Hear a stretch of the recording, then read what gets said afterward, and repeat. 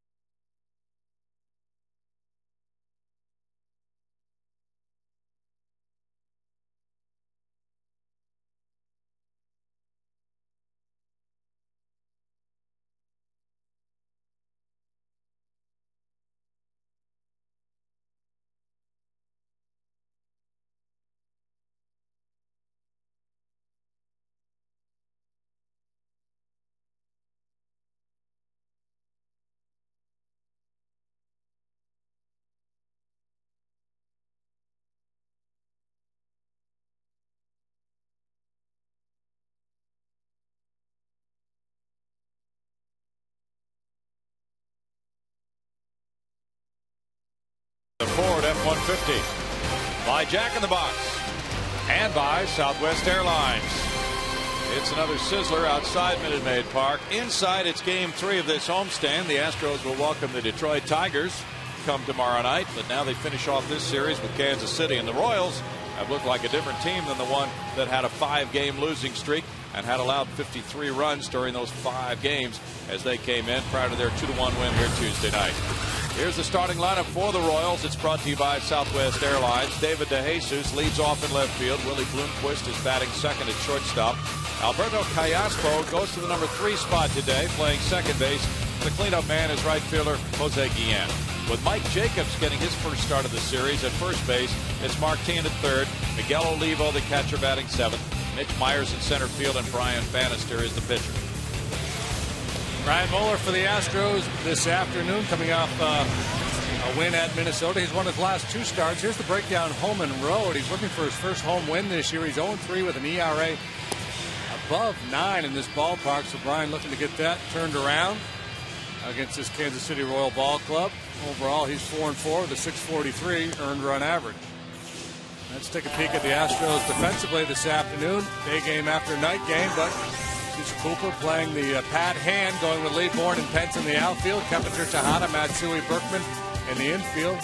And Q gets his first start in a few days behind the dish. He's been battling some back issues. Feels better now, ready to rock and roll. And as you notice with Brian Moeller and that home record 0-3 with a 9.13 ERA, a chance for him to get into that win column at home for the first time this season. And the Astros are 16-20 in this ballpark, continue to struggle. They came off a 5-4 road trip. Now they've lost the first two. Moeller trying to be part of a turnaround here this afternoon. Has a chance to play the role of stopper here after two tough losses, especially last night when the Astros had that game get away from them late. Brian traces the initials of his late father in the mound before he pitches. And he has pitched 7 times against Kansas City in his career. Last time Saturday against the Twins, he pitched well, 97 pitches, 6 innings, 3 earned runs, and the Astros won that game 6-5. His career record against Kansas City, 2-1 with a 4.62 ERA for those 7 starts. And he has not faced them in a while. David DeJesus is the first batter in this game. He looks at ball one. Brian has not pitched against the Royals since 2000, September of 2000. So most of these hitters do not have a book on Brian Moeller. Jose Guillen has seen him 16 times, Mike Jacobs 2. And that's it in terms of at-bats for Royals hitters against Brian. 1 ball, 1 strike. DeJesus had 3 hits last night, drove in a 9th inning run that tied the game. And he is 3 for 8 in this series with a couple of walks. He's been a very good hitter in interleague play, hitting over 330. Breaking pitch catches the edge, and it's 1-2. Delphine Colon is the home plate umpire.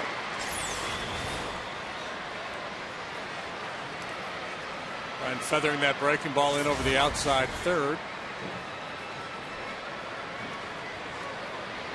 This is the way the Astros play him. Jesus fouls it back. The Royals are 13th in runs scored in the American League. They've scored 2 runs more than the Astros this season. DeJesus hit his first leadoff homer of the season Friday against the Cardinals. Trey Hillman's club, though, didn't fare well in that series. Coming off a 4-5 homestand, they've righted the ship here on the road. Going on to Pittsburgh next. 2 balls, 2 strikes. DeJesus leads the majors in triples with 6. He's driven in 12 in his last 14 games. He was the 10th opening day left fielder in as many years for the Royals this year. And they've used 19 different opening day left fielders in the last 20 years. Moeller goes to a full count on DeJesus. You say 10 different opening day left fielders in the last 10 years? Yeah. That's amazing. That is, yeah. Think about that, how often that would happen to any given club. That's pretty staggering. It's a revolving door. He played center field earlier in his career. Moved over to left with Coco Crisp joining the club. Ground ball to second. Moeller gets out number 1. And Crisp just had season-ending shoulder surgery yesterday. That apparently went well. The Royals have a pretty lengthy disabled list, including John Buck, who's out on a minor league rehab, which just started. Willie Bloomquist, 275, 1 homer, 14 runs batted in. He's filling in for an injured player. Mike Aviles was the Royals Player of the Year last year at shortstop, and he's been hurt. Bloomquist has not played a whole lot of short this year. It's not his best position. Ball 1 to Willie. Willie came off the bench last night to go 0 for 2, and he was 0 for 4 as the starting shortstop Tuesday night, batting second in that game as well. Upstairs for a 2-ball, no strike count for Brian Moeller.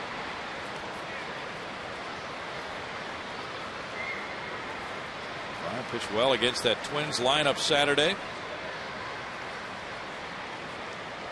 Roy Oswalt had a very good game last night.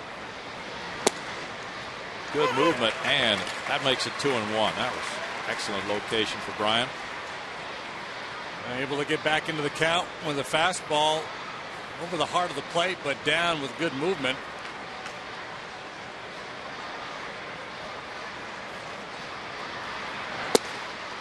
That one's on the outside edge for a 2-2 count for Brian. So important to get strikes without having to give in over the heart of the plate when you're not a real hard thrower. Brian's fastball typically 88 to 91. Relies on location and movement and smarts. He's won his last 2 starts. Both have been quality efforts at Arizona, at Minnesota.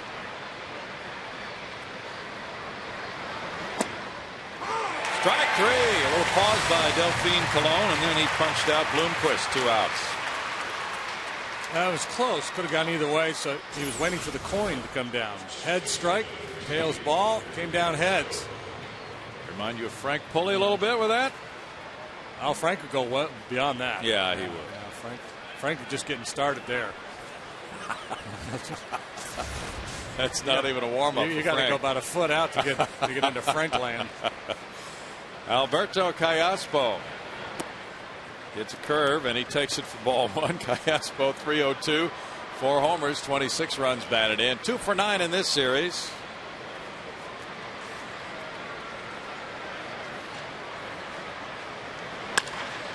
Lines one to shortstop. Caught by Tejada. A quick first inning gives Brian Moeller a 0. Astros up in a moment.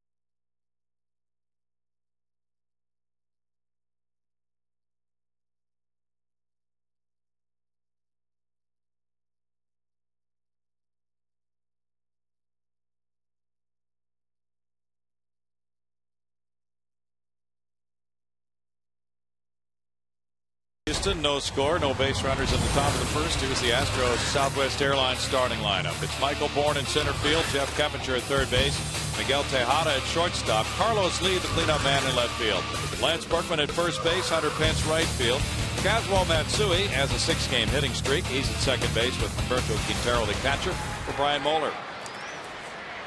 Pick at the numbers for Brian Bannister. Line drive caught. Bit of bad luck for Michael Bourne. Hit it right on the screws. Brian Bannister, his last 3 outings have been good ones. Just 3 earned runs allowed in 21 innings. The last 2 especially impressive. 8 innings each time he's gone out there. First against Cincinnati, and then Saturday against the Cardinals. He got a loss in that game despite pitching well.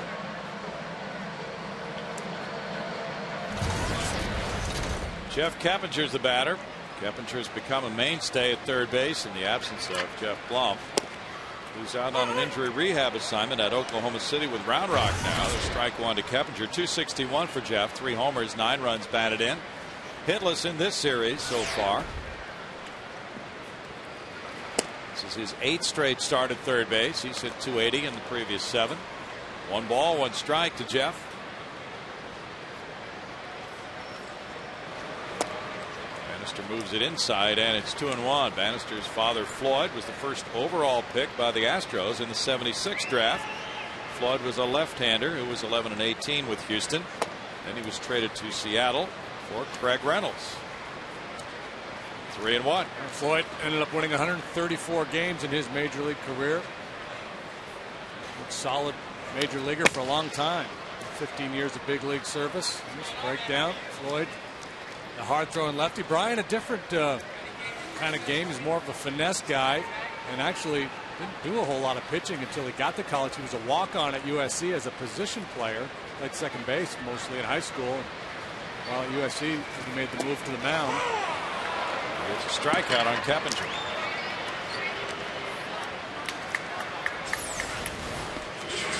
Trying to go away with a cut fastball, and it just backs up on Bannister, but it clips the inside corner.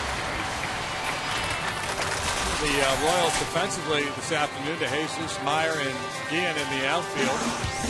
Infield will feature Tien. Willie Bloomquist can play all over. Callasco at second. Mike Jacobs gets his first start of the series at first base. Olivo, last night's hero, behind the dish.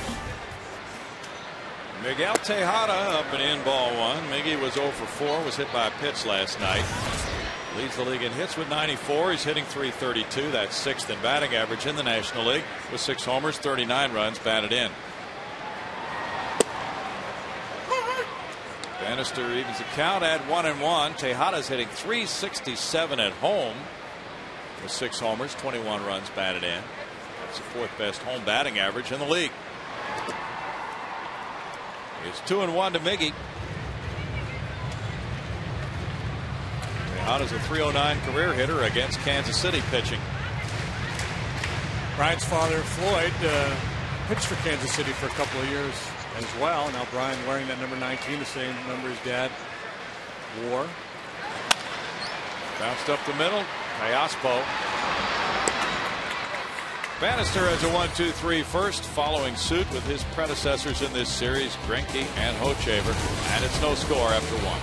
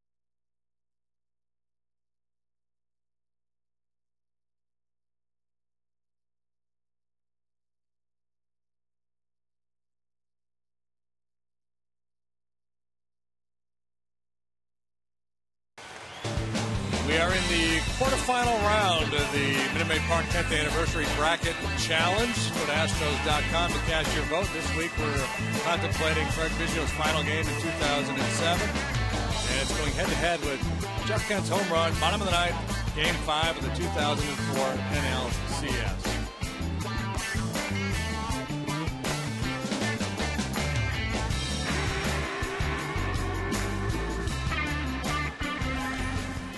Nothing game. There's a drive by Jose Guillen to right center field. Hunter Pence goes for it. That's deep, and it's off the wall in right center. Guillen checks in with a double. That's his 7th of the year. Just about got it into the Astros bullpen.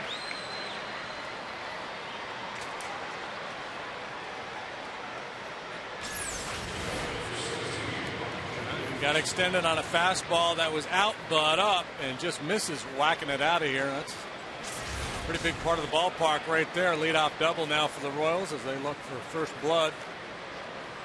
It's Guillen's second hit of the series. He's aboard for Mike Jacobs, who came up as a pinch hitter last night, singled off the wall in left field. Well, he rates his first start of the series today after Billy Butler's been at first base. .231, 10 homers, 26 driven in.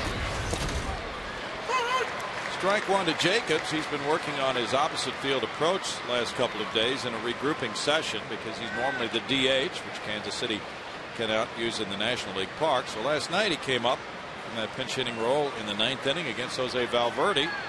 Banged one deep to left center off the wall for a pinch single. 1 ball, 1 strike to Jacobs, who's 28 years old. He hit 32 homers last year for Florida.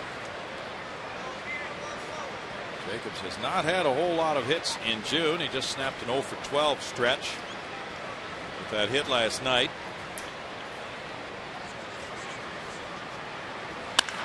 He rips a line drive. Hunter Pence over toward right center with the catch. Guillen will tag and go to third. Here's a long throw, but it's offline. On out number 1, Guillen gets over on the deep drive by Jacobs. Jacobs trying to hook that ball to advance. Guillen able to do it, and he almost got a lot more. He hit it right on the screws. Guillen was a little bit late getting back to tag. Probably initially thought this ball was going to carry over Hunter's head out there, but Hunter hustled over, made the play, and if the throw is accurate, probably gets him. Right foot might have slipped a little bit as he went back. Hunter with 6 outfield assists among the league leaders. Guillen breathing hard at third. The infield comes in for the Astros for Mark Teahen. Teahen 3 for 9 in this series. 281 for the season, 8 homers, 24 runs batted in. He was 2 for 5 last night, including a double. And there's strike one. Teahen late on that swing. He's got a good off-field approach, and it looked like he was trying to inside out the ball there. Just over the top of a good breaking pitch.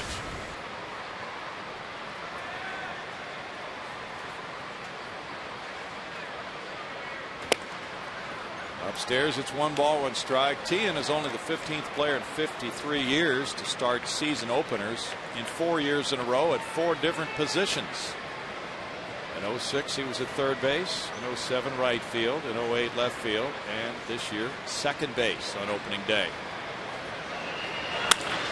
Up the middle, 1-0 Kansas City. Teahen with RBI number 25.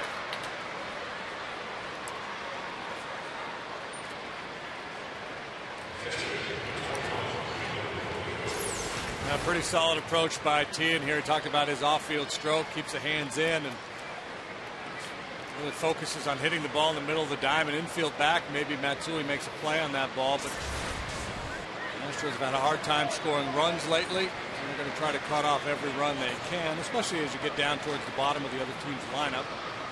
They're not as fearful of the big inning blowing up on you. Big cut for Miguel Olivo. Olivo hit a big game-winning home run last night in the 11th inning. He is 2 for 5 in this series. He's driven in 2. That home run came on the first pitch from former Royal Jeff Fulcino, leading off the 11th last night. Olivo came off the bench in that game. He cranks this one to left field. Carlos Lee backing. 2 down. Both the balls that have been outs are hit pretty well in this inning. That one not so well, but Jacobs with his liner hard. And if you want to talk about that, you can go to our Twitter page, Fox Sports Houston, now with a Twitter page. Expand your sporting network at twitter.com/FSHouston. Okay. Greg's probably down there tweeting away. You know he is. Mitch Meyer, 235, no homers, 8 runs batted in. Got a triple last night. He was thrown out trying to stretch it. What's up with this guy here? Not sure. How did he get in those seats behind home plate? He must know somebody. That guy. He's got the wrong uniform on.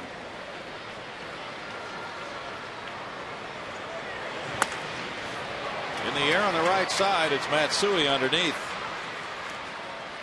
for the 3rd out. 1 run, 2 hits, 1 left. Kansas City 1, Houston nothing.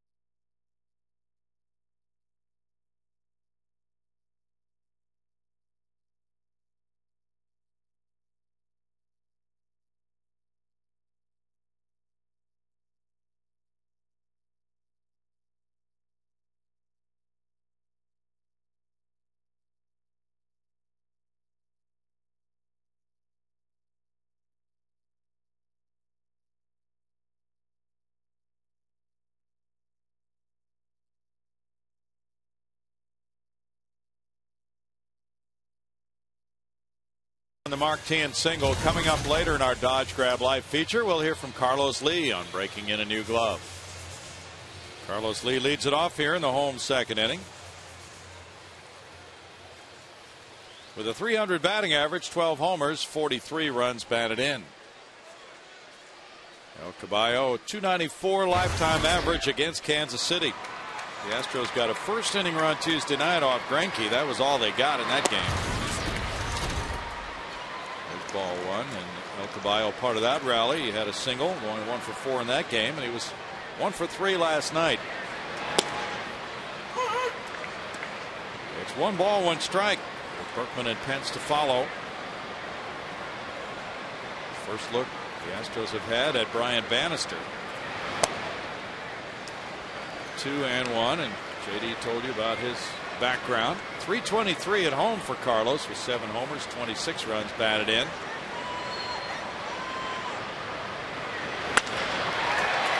Out to right center field. Wide open spaces there. El Caballo nursing that hamstring. Will have an easy double. His 13th double. And last night, you got the first hit of the game for the Astros. Came in the bottom half of the 5th. Their first base runner, and he tried to stretch a bloop single into a double. Was thrown out. Here, he just gets to jog into second base after splitting that gap out right center. Good swing of the bat. Now the Astros trying to counter the Royals, who had a leadoff double of their own, were able to play at the end, see if the Astros can bring El Caballo in. With Lance Berkman trying to do that. Lance has 3 homers, 5 runs batted in his last 10 games. He's 1 for 6 in this series. Had a rough night last night, 0 for 5, and he made an error which led to the tying run in the 9th inning.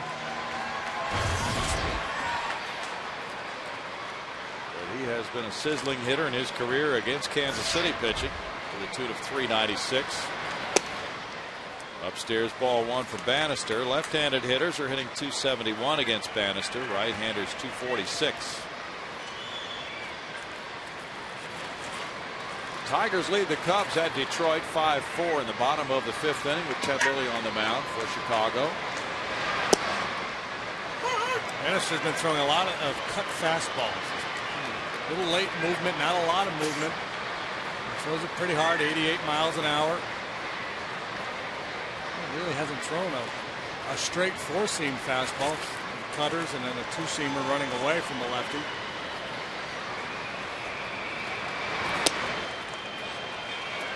It's 2-1 with Hunter Pence on deck. Bannister needed 86 pitches to go 8 innings last time in that 7-1 loss to St. Louis. But he gave up just 2 earned runs in his 8 innings, and the bullpen let things get away.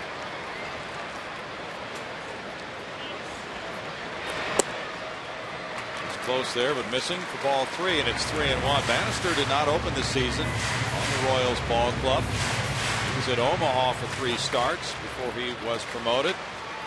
Lefty Horacio Ramirez was the 5th starter, but Bannister has moved in quite capably to go 5-4 in 12 starts with an ERA of 3.89.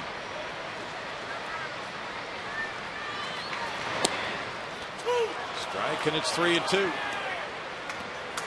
Brian was 9-16 last year. The year before he went 12-9. Again, that little cut fastball on the plate. Was it high enough? Borderline. Cologne gives Bannister the benefit of the doubt. So far, it's been a pretty good pitcher's zone here this afternoon.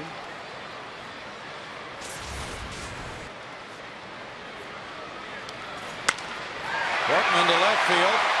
Going back deep to the left to Jesus, watching that one go. And there it is. RBI number 1,000 and 1,001 for Lance Berkman. He's been waiting a while for that one. That's his 15th long ball. And the Astros grab the lead 2-1 as Berkman goes deep.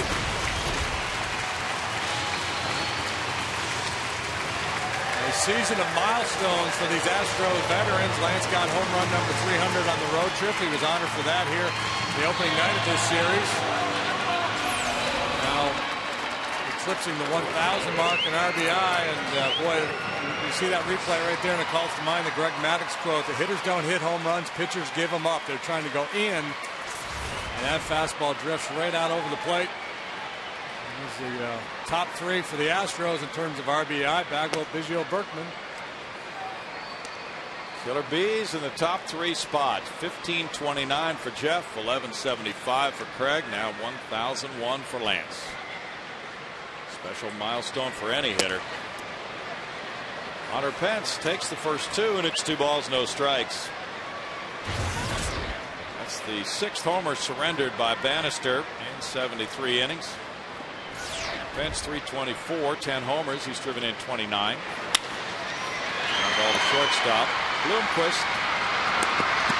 1 out. Let's go to Patty Smith now. Patty. Well, Lance Berkman and the Astros take on the Detroit Tigers tomorrow night at 7:05 in interleague action. Come on out to Minute Maid Park early, as the first 10,000 fans will receive an orange cap collectible courtesy of AT&T. This cap collectible is the 2nd piece in a 4-piece set, and be sure to stick around after the game for Friday night fireworks presented by Marathon Oil Corporation, weather permitting. For more information, visit Astros.com or call 1-877-9-ASTROS, guys. Kazuo Matsui looks at ball 1. He's on a 6-game hitting streak. There's one of those orange caps. Matsui bangs that one foul off his leg for a 1-ball, 1-strike count. 241 is his average. He has 1 homer. He's driven in 13. Matsui during his 6-game hitting streak is 9 for 24. This ties his longest hitting streak of the season. He's played 5 games in his career against Kansas City, and he's gone 8 for 16. 2-1 with Humberto Quintero on deck. He's a .222 hitter at home.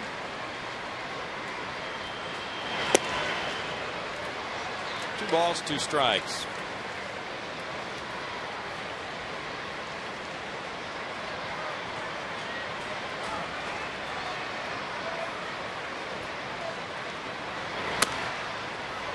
Roll at the first base line, foul. Still 2-2 as Bannister works, now trailing 2-1. The Astros have really had a hard time scoring runs at home this season. Got 3 runs last night in 11 innings in a 4-3 loss. 1 run Tuesday night in a 2-1 loss. Bannister narrowly missing, goes to 3-2 now in the count. Trying to throw a little backdoor breaking ball there and not able to bring it back. Strike 3. Second strikeout for Bannister.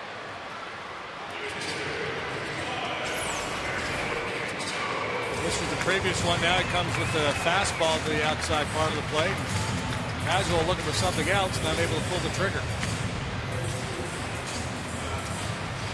Knew he had been had. Brightly colored T-shirts in the crowd today with the youngsters wearing them. Humberto Quintero with a .300 average has no homers. He's driven in 9. Strike 1 to Q. As JD mentioned, his back was down on him in Minnesota. Had to miss a start there. There's some of those youngsters. He did some extra work on the artificial turf running, and he thought that might have triggered the back episode. He loops one for a single into right field, but feeling much better the last couple of days, and that'll help in a lot of ways. Hit number 3 of the inning. He continues to get good at bats when given the opportunity. That off-field stroke been serving him very well.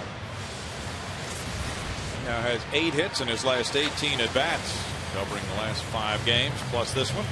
Brian Moeller comes up. He does not have a hit this season. 0 for 15.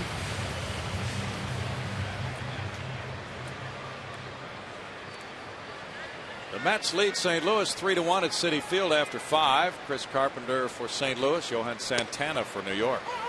Ooh. Yeah. I'd pay to see that one. You know it. Well, I'd contemplate paying to see that one. I'd probably use my press pass. Well, yeah. You and I don't say that very often, do we? Bounce foul. You get to watch baseball games for free? That's your job? You got to be kidding me. It's like the old Marge Schott line about scouts. This would be the 25th pitch of the inning for Bannister. You mean all they do is sit there and watch games? I got to pay them and give them a per diem and gas money. Foul back. Marge was infamous He's like the Jack Benny of baseball owners. He's so tight. Good way to put it. They, on the other hand, are loving watching this ball game with binoculars or unaided vision. Tap foul. It was an interesting call last night with Jason Michaels in the 9th inning on that pinch hit by Jacobs. It was off the wall out in left field. I don't remember a ball ever hitting like that out in that area of the ballpark. Do you? No, I remember that area coming into play once or twice, but I think it was more up on the railing. Yeah. I don't remember a ball scraping out the side of the wall like that. Moeller strikes out. That's number 3 for Bannister. 2 runs, 3 hits for the Astros. They lead it 2-1 after 2.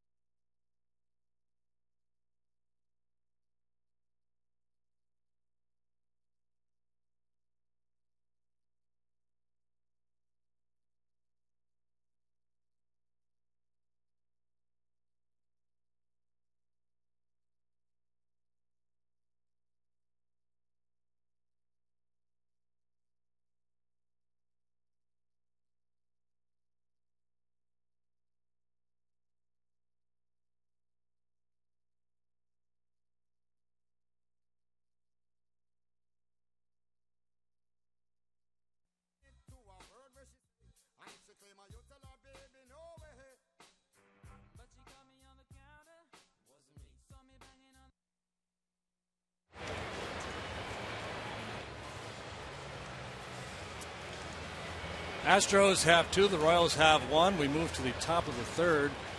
Summertime, always good for movies, and Ice Age, Dawn of the Dinosaur is hatched. July 1st, the coolest comedy of the summer. Oh, good stuff, Ice Age. Yeah. Manny and Sid. Yeah? Yeah. Looks like Have you're you a seen big Ice fan. Age? It's a good movie, Brian. Okay. Ray Romano plays a big mammoth. Dennis Leary's the voice of Tiger. Very good. Where's that? The 5-7 Cafe out there? That would be the. It looks like somebody's getting a little Corona with lime. Oh yeah. That's probably down the right field line at one of the kiosks. It is 2-1. The Royals on the trailing end as they bat in the 3rd inning with Bannister, the pitcher, looking at ball 1. Bannister is 1 for 2, and he has an RBI. Career .333 hitter with 3 runs batted in for Bryant. As I mentioned, he went to USC as a position player, as a walk-on second baseman. So he can swing that stick a little bit. It's not like he's walking into Podunk Community College when you walk onto the campus of USC. No. And he was a teammate there of Mark Pryor and Anthony Reyes. Academic All-American. He scored 800 on the math SAT, so he's difficult to outsmart. Brother Brett pitched in the minors. Brother Corey is a pitcher at Stanford. So pitching really runs in the family there for Floyd. All they do, pitch, pitch, pitch. That's all they ever want to do. 2 balls and 2 strikes. Well, that was quite a trade when Kansas City got him from the Mets in December of '06 for Enrique Burgos. Ambiorix Burgos, I believe, is his first name. Not around anymore. 2 hopper. Tejada gets out number 1. Bannister's that pitcher could be with the Royals for years to come. Worked 182 innings last year.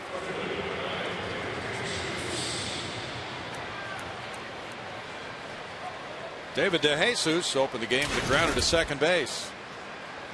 The Royals have won 18 of their last 28 games against National League clubs. They're 7-7 against the National League this year. They move on to Pittsburgh next.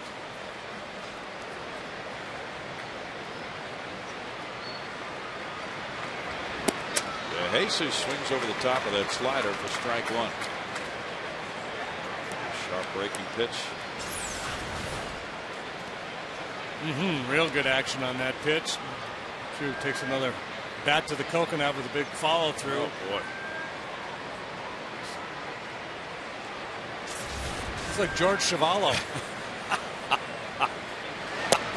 Really means is. something to about 2% of the audience, I'm sure. He just used to take a beating in the ring time after time. Who beat him? Muhammad Ali one time? Everybody. Probably beat him 4 or 5 times.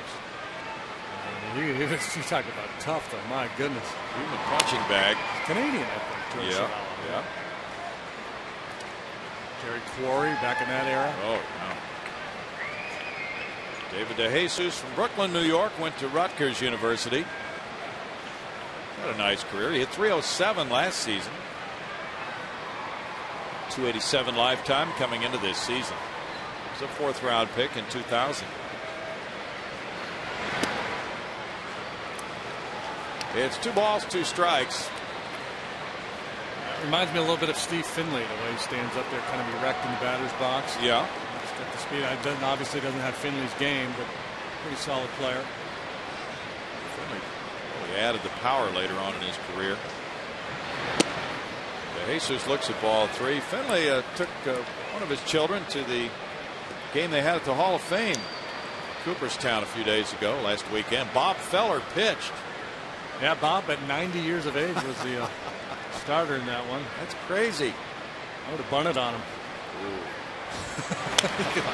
You could still throw it. Rapid Robert, let's see you run off that mound. Well, yeah, because they've eliminated the Hall of Fame game. Yes. That tradition went away, so they're trying to replace it now with a Legends game. So they had a handful of Hall of Famers and other former major leaguers, some greats and some not so great, but nonetheless, just a real nice show, I imagine, for the fans. Jeff Kent went back there and played. Strike 3. Over gets strikeout number 2. There have been 5 strikeouts in this game, 4 of them called. Well, this is a 2-seam fastball that runs back toward the inside corner. And again, Coloni's been consistent. He's had a pretty wide zone on both sides of the plate, but he's been consistent with it. Now the hitters are going to have to make an adjustment, and the pitchers and the catchers are going to have to be savvy to it and realize they've got some opportunities. Off the end of the bat, Bloomquist pops it up at Suey's way. And it's a quick third for Brian Moeller and a 2-1 Astros lead.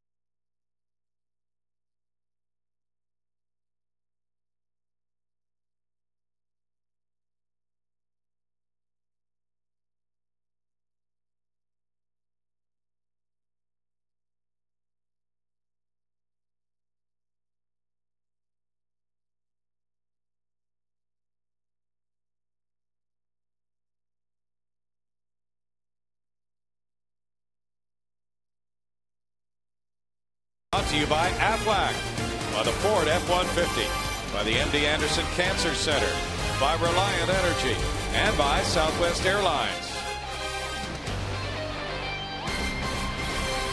Oh, is air conditioning ever welcome on a day like this? Michael Bourne leads off 2-1 Houston, showing bunt. Strike one call. Here in the bottom of the third inning. He scalded a line drive caught by the second baseman Callaspo, his first time up.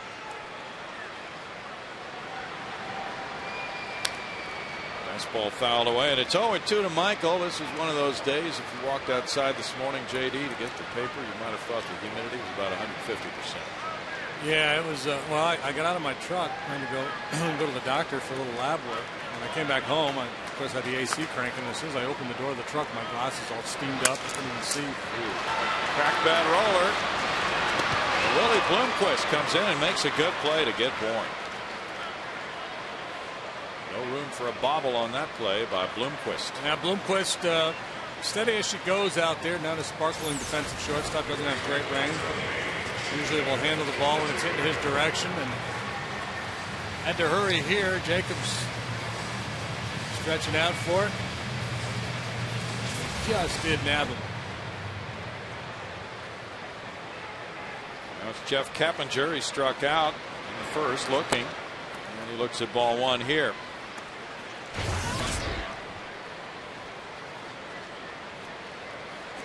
Bannister came into the rotation April 22nd at Cleveland with 6 shutout innings in a 2-0 win.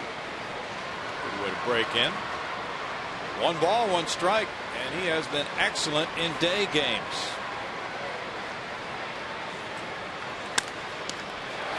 Good play there. Tossing to first to get Keppinger, 2 outs. Now our Ford League leaders. Show you the 1980 American League batting race with George Brett flirting with 400 most of the year, winding up at 390. Cecil Cooper second at 352. Miguel Delaunay, Mickey Rivers, and Rod Carew rounding out the top 5. Wow. Mick the Quick. What a character he was. He was a good one. Delaunay, I don't remember much about him. Left-handed hitter. Well, all 5 of those guys then were left-handed hitters. Yeah. Miguel Tejada up the right field line. Coming over Guillen out of room. Strike one. It's not unusual to see a left-handed hitter at the top of the batting range. Somewhat unusual, I would think, to find 5 of them. Hawaiian shirts in vogue here for day baseball. Oh yeah, you got to have them on a day like this. Be comfortable. I think it was today retro T-shirt day, or is that coming up? Yes, I think it is today. Yes. And it's all you can eat Thursdays out there. So there's some Hawaiian shirts next door. Frank White on the left, Ryan Lefevre on the right in the Kansas City TV booth with their Hawaiian shirt day. We're going to get some of those. Frank White, what a player he was. 5-time All-Star. MVP of the 1980 American League Championship Series. A bunch of gold gloves. And he never spiked a rally. Never. I'm going to have to go ask him in between innings if he ever spiked a rally and just see what kind of reaction. Put a camera on me. I'm going to go to the booth in between innings, and I'm going to ask Frank if he ever spiked a rally. See if he has any kind of an idea what I'm talking about. I bet he does. 2 balls, 2 strikes to Miggy Tejada. Brian Bannister just spiked a curveball or something. He threw the old 55-footer up there. Well, you know, with Miggy, he's one of those guys that we talk about. He's nose to toes. He'll hit a lot of bad balls. So I guess Bannister just trying to see how far Miggy will go out of the strike zone to try to make contact. Why not try it? Could have hit that ball in a hop. Like he's playing stickball. That's allowed. Haven't seen one of those in a while. It'd be fun to watch. 2 balls, 2 strikes. Bannister is 3-1 in day games with a 1.29 ERA.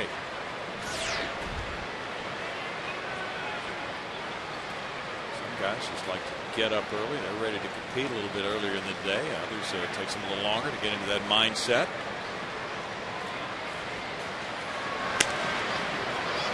Some managers rest their regulars on day games, so maybe he's facing softer lines. Good point. Foul pop ends the third for Houston, 2-1 Astros. Let's go talk to Frank. Yeah.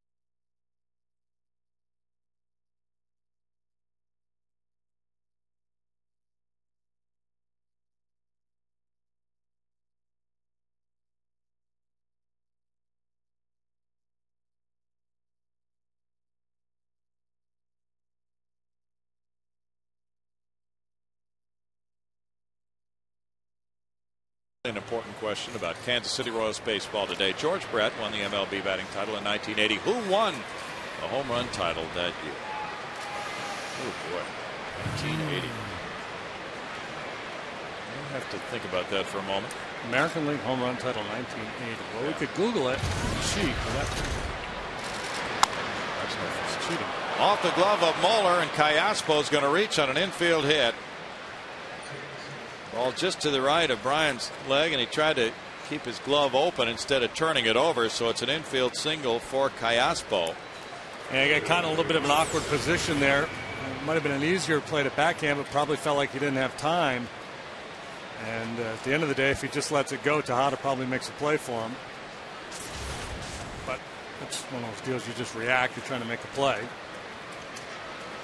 Jose Guillen drove a double to right center field and then scored on a Martin hit with the infield in back in the second. Here's ball one. American League home run champ. 1980. Well, who are the candidates? Mattingly was a really good hitter back then. You think of him more as a doubles guy than a home run guy.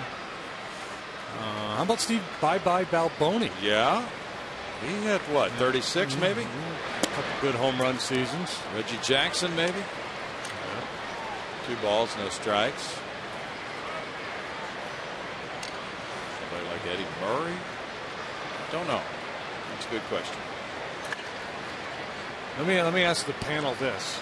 Right. Is this kind of a dark horse candidate, or would this guy typically be at the top of the leaderboard for home run? Oh, he's a Hall of Famer. Hall of Famer. We should get that. 3-0. By the way, while we're wondering about who that is, what did Frank White say when you went over there? He said, "I never spiked a rally."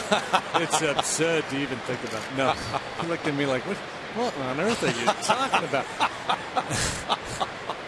But he did say, but he said Cosell did come in and say, "Kansas City, just another cow town," because there are cows out on the prairie, apparently. Frank was just I'm explaining it to Ryan. Yeah. Got that bewildered look on his face. What is this guy talking about? High hopper to third. Keppinger gets it to second and gets it. No, they call it safe at second base. And now first and second, nobody out because the throw was high. Matsui came up to grab it and then didn't get down in time to force Callaspo. Yeah, good call there too. A lot of second base umpires will just, if the ball beats the runner, we'll call him out. But it looked like he got it right. We'll get a look at it here, of course, and see what you think. Yep, and he went up. If the throw is accurate and you're just coming across the bag and you leave the bag, usually they'll give you the benefit of the doubt. But if the throw is off and you leave to go get it, a good umpire is going to rule safe there. No argument from the Astros. Mark Wegner on the call. Error Keppinger, his fourth, his second in 2 games. Now it's Jacobs batting. First and second, nobody out. Yeah, and that's a tough error on Keppinger because he's trying to be quick. And Caswell's thinking too. If Caswell was willing just to get an out there, I think he can keep 1 foot on the bag, stretch, catch it, and just bail out. But he's still thinking double play. That ball took a big bounce, and Keppinger had to back up, which made the throw a lot more difficult. 1 ball, 1 strike to Jacobs. The Astros made a couple of errors last night after going the previous 9 games without a fielding miscue. Of course, the Keppinger error in the 4th inning didn't amount to a run, but then the Berkman error in the 9th gave the Royals an unearned run, as it turned out, on the single by De Jesus when they tied the game 2-2. 1 ball, 2 strikes. It just seems that the Astros are into this situation in their home games, and they're 16-20 at home, in which they just get into a position of not being able to make a mistake at certain times, and they do make a mistake, and it's really costly to them. A lot of close games. The Royals have won both these games by 1 run in this series. 1 hopper. Berkman goes to second. Tejada fails to catch it. Here's the runner coming home, and he will score the tying run. Callaspo alertly scores after the ball gets away from Tejada, and this is now a big troublesome inning for the Astros in the field here in the 4th. Yeah, consider this inning a ground ball up the middle. That's probably an out if Brian doesn't get a piece of it. He does. It's an infield single. Then a would-be double play ball gets you nothing on the errant throw from Kep. And now Miggy not able to handle this throw from Lance as he's going for a double play. And again, I think in both instances it's a case of maybe just trying to do a little too much out there in the middle of the diamond. You know, make sure you get that first out. And Miggy with his eyes towards the base runner, maybe going down the line at first, trying to assess his chances of turning that double play. Just not able to find the handle. Tejada gets the error, his 9th. Now Mark Teahen with strike 1. So 2 errors in the inning.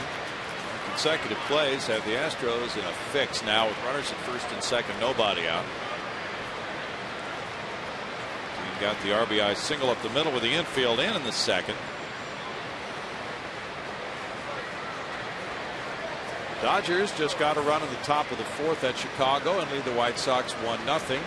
Chad Billingsley on the mound. He's pitched 3 no-hit innings against Clayton Richard. No balls, 2 strikes.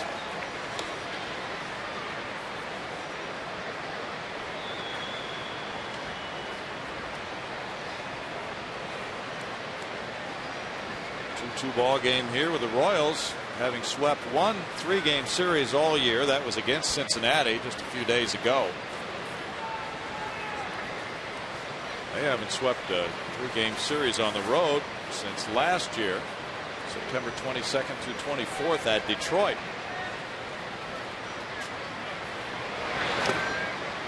Good block there by Quintero. It's 1-2.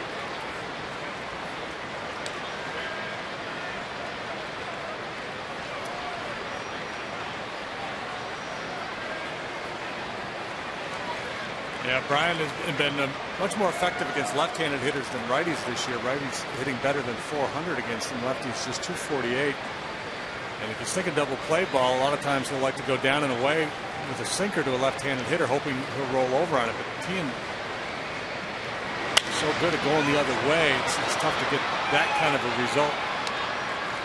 You might have a better shot getting the ground ball by coming in on him. Yeah. Get on top of a fastball in on his hands. He showed that last night against Roy Oswalt, but the ball hard the other way. Line to third, he doubled to left, got an infield hit to short, a fly ball to left, then he grounded out to the pitcher in the 10th inning. 3:33, went ahead in the count. Now he's 2-2.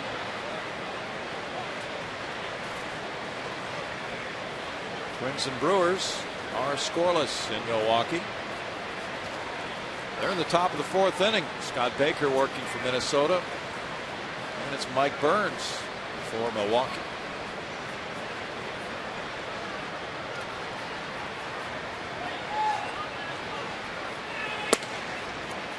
Three balls, 2 strikes. The Astros are still mulling over their starting pitcher for Saturday night against Detroit here.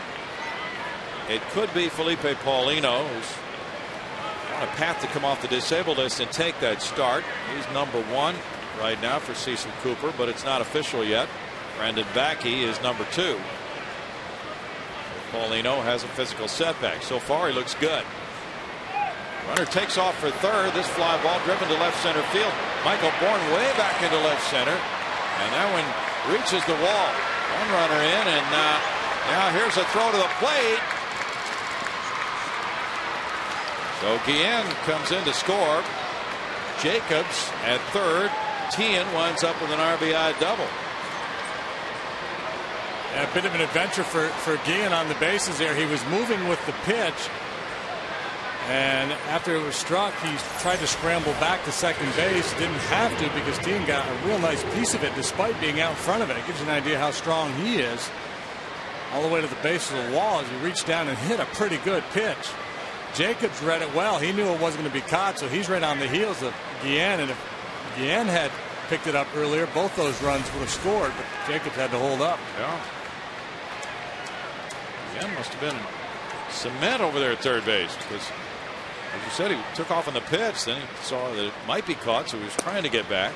Well, yeah, and what he did was he got about 2/3 of the way to third base, And then he turned around and started sprinting back to second base instead of finding the ball or looking for Dave Owens, his third base coach, for a little help. Infield in halfway with runners at second and third, nobody out. And Olivo batting, and it's 2-0 to Olivo. Olivo has walked only twice. He struck out 59 times. He's hacking, and he'll come right out and say that. Mitch Meyer, the number 8 hitter's on deck.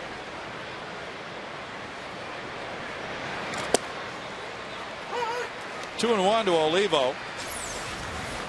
Here's again 3-2, so he's moving with the pitch. He sees it in the air, doesn't know exactly where it is. And by the time he realizes it's going to drop, he's worked his way most of the way back to second base.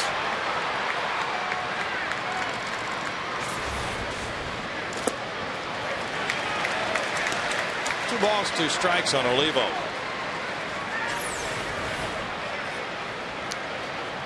Slider off the outside corner. Olivo looks to me like he's trying to pull everything.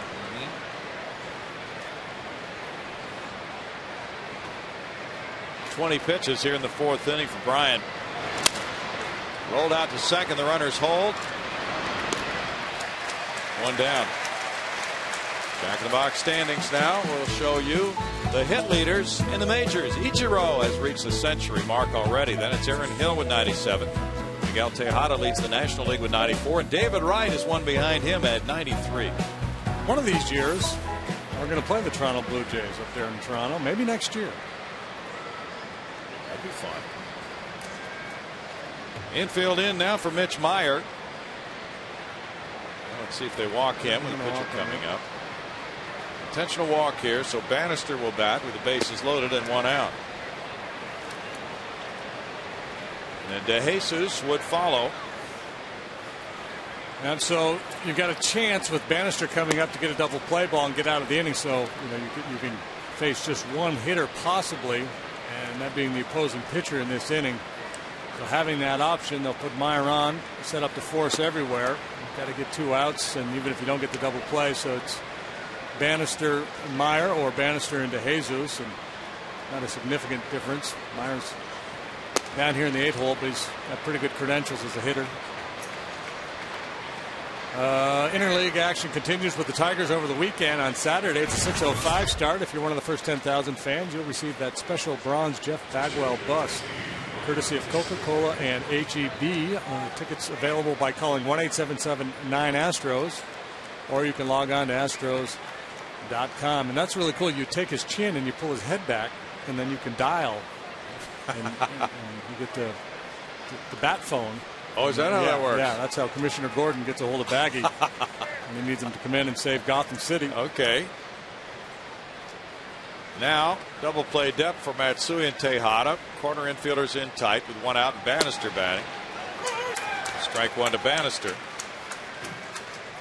Zach Greinke got the unadulterated pleasure of batting 8th Tuesday night here. First time in many years that's been done in the American League. The pitcher squeezes on. The bunt is foul. Well, bases loaded squeeze. And the runner at first, Meyer, wasn't going anywhere. The other 2 runners were moving as Trey Hillman put the squeeze on. Not a bad idea by Trey Hillman trying to steal a run here. Obviously, it's easier to defend with the force in order at home plate, but still, generally, if you get the bunt down, you're going to be successful. And the other thing this does is if the pitcher doesn't trip coming out of the batter's box, is it likely takes away any double play possibility. And that's the one thing that Trey Hillman really trying to guard against here. Well, they need to hope that Meyer gets the sign, Meyer rather, because he wasn't moving at first base. The other 2 guys were running, so it could have been a double play. Had he put it down on that. No balls, 2 strikes. It's a good idea for all base runners to get the signs. The guy at first has got a little wiggle room in that on a squeeze play. Everybody's going to be thinking about the play at home initially. Yeah. And then react off that, and more times than not, the only option is going to be first base. No balls, 2 strikes.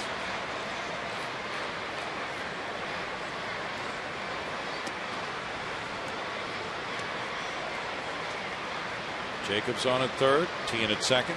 Meyer at first. That's the advantage Hillman has as opposed to some of the other American League managers. He's got pitchers that can swing it a little bit. So even though they don't get many chances, he has confidence, or at least have enough confidence to get Bannister to try to put a squeeze bunt down. Yeah.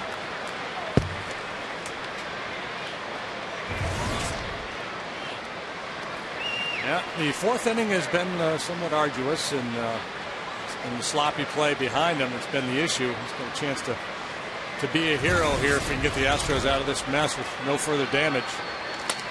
Bouncer, Moeller goes up. He'll throw home for the force play. Quintana to first.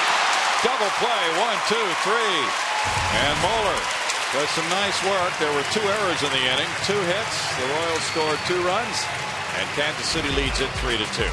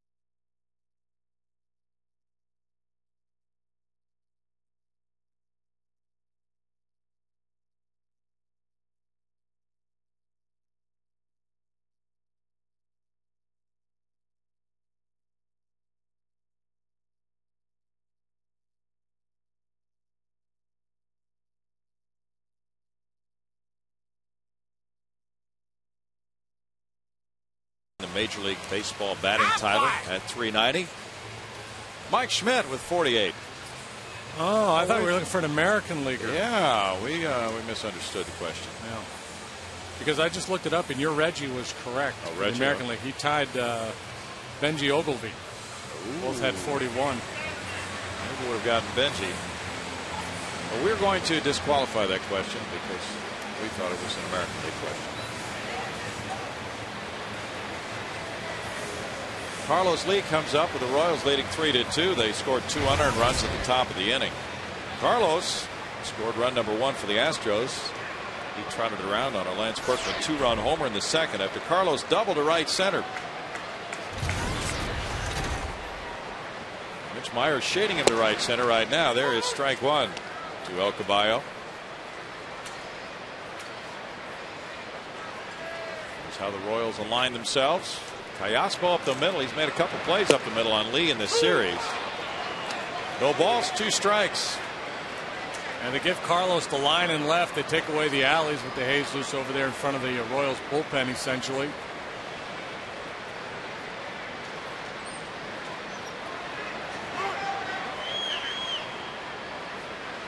I like this alignment. From a pitcher's point of view, I always like to bunch the outfielders, take away the alleys, and give away the line, especially on the pull side. I always felt like if a guy pulled me into the corners because I made a mistake. You know, if your thinking is to stay away from a powerful right-handed hitter like El Caballo, you want to be rewarded if he hits the ball in the alley. In the dirt, 2-2. Berkman and Pence to follow in the Astros' 4th inning.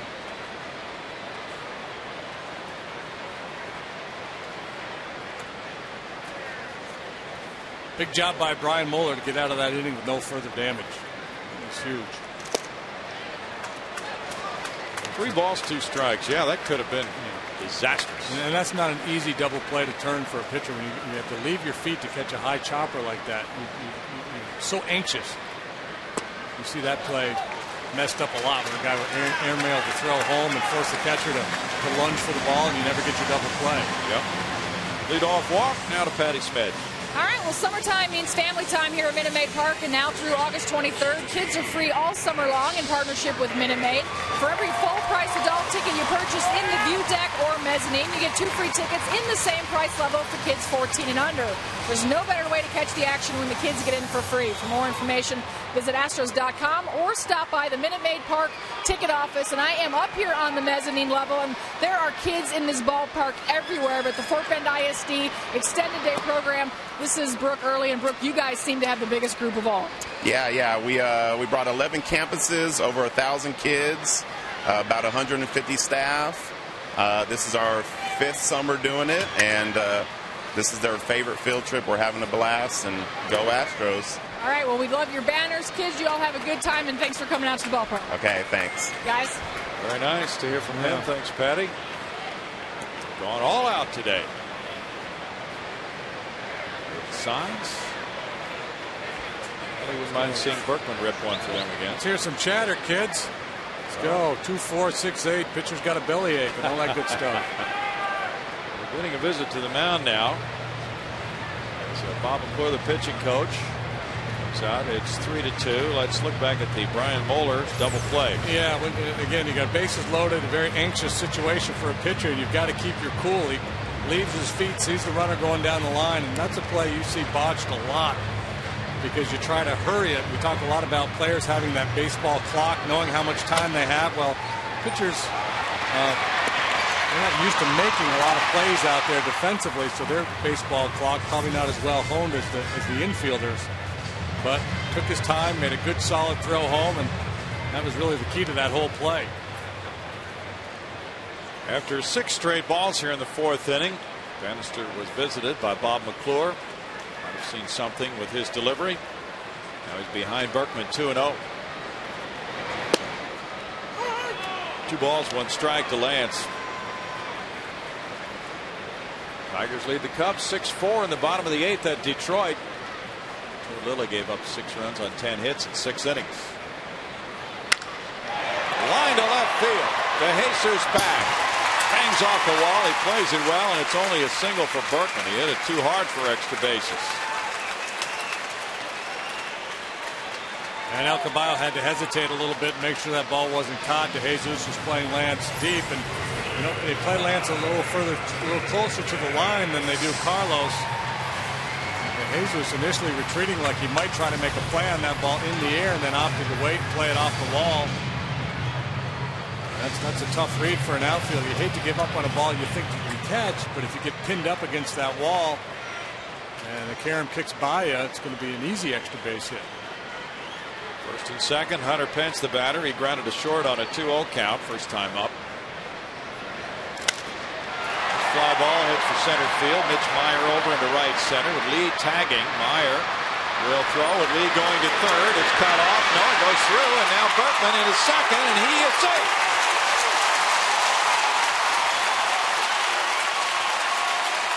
Aggressive base running. That ball was not all that deep, but Carlos Lee moved on the fly ball for out number 1.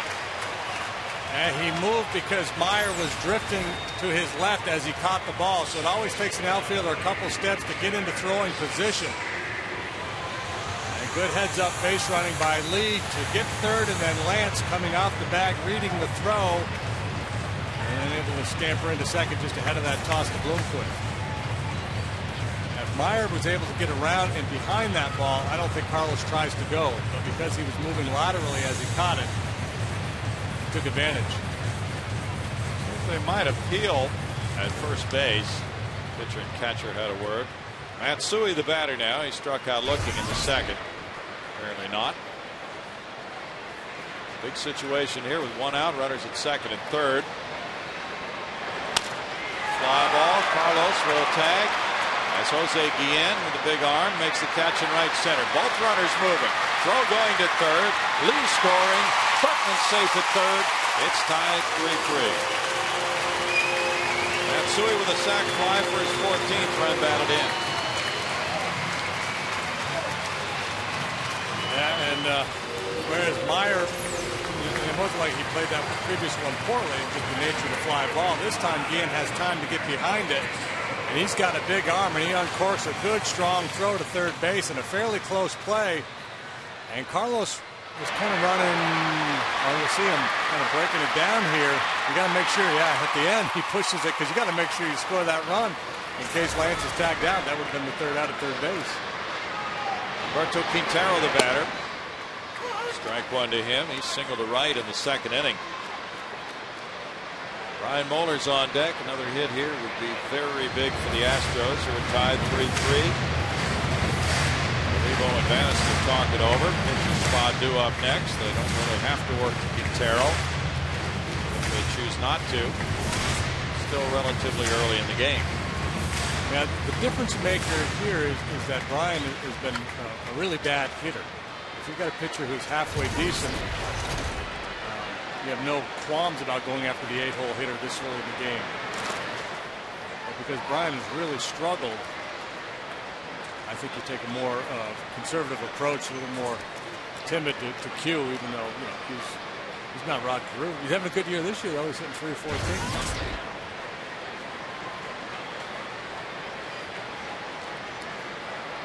1 ball, 1 strike to Q.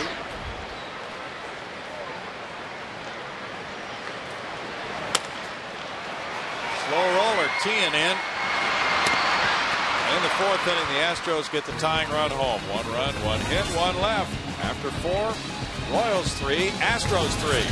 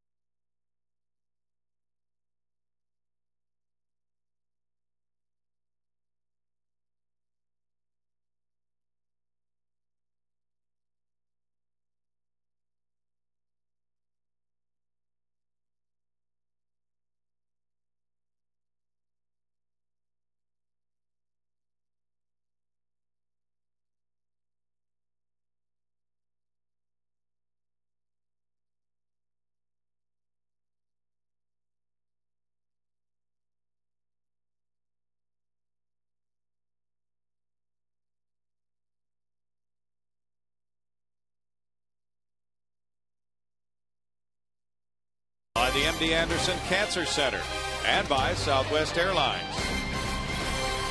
Union Station, the old train station, is beautifully refurbished. And as they raised that ceiling, they discovered some fresco work at the top that a lot of people did not even know was there because it had been lowered over the years. That ceiling kept getting lower. It would be a gorgeous building where the Astros have their offices, and about 40% of the fans who come into this ballpark come in through Union Station, which is adjacent right there and connected to Minute Maid Park. If you build a new building, have you just furbished it then? No? You would have to come up with that question. Probably. Refurbish. Do you ever furbish? No. No. Then why refurbish? I don't know. You always ask those questions that have no answers. David DeJesus is 0 for 2. He's grounded out and struck out looking. Strike. English language is a beautiful thing, JD.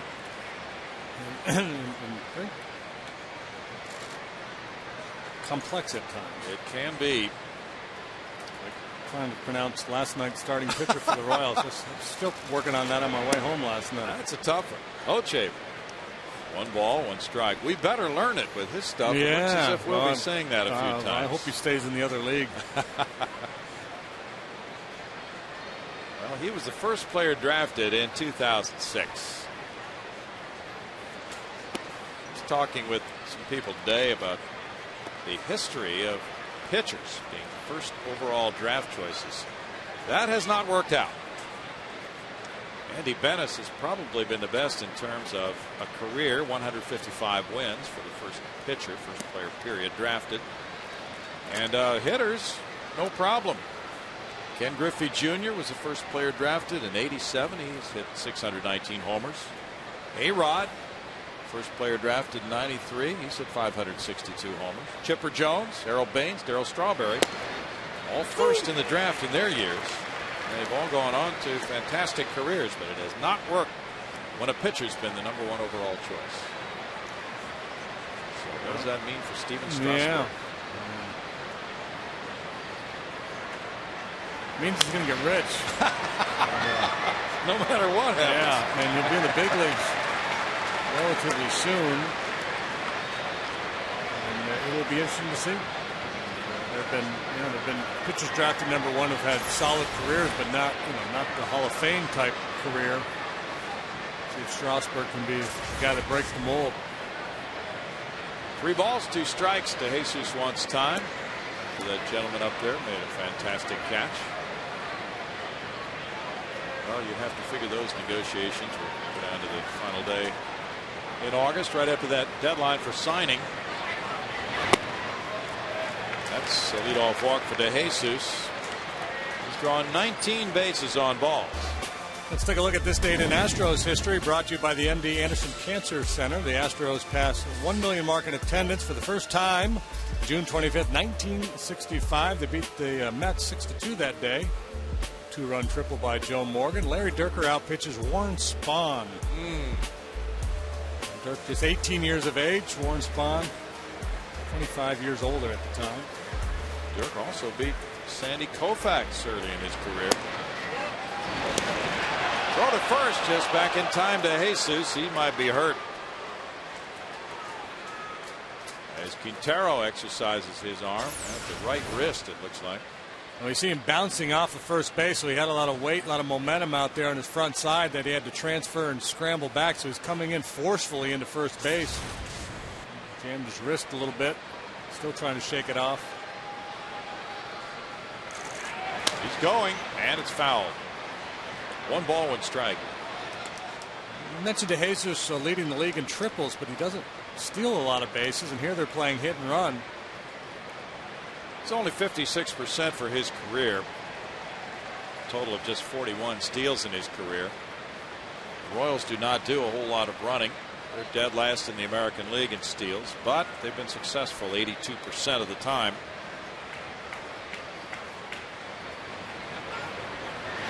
Not going here, and it's 2-1. Trey Hillman mixing it up. Well, again, a favorable count, so may be inclined to play a little hit and run again here on 2-1. Bloomquist, pretty solid hitter.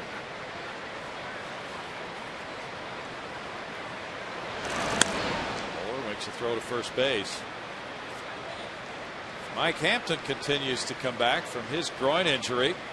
He could be rejoining the rotation next week. So this Astros starting rotation could be changing quite a bit here in the next several days.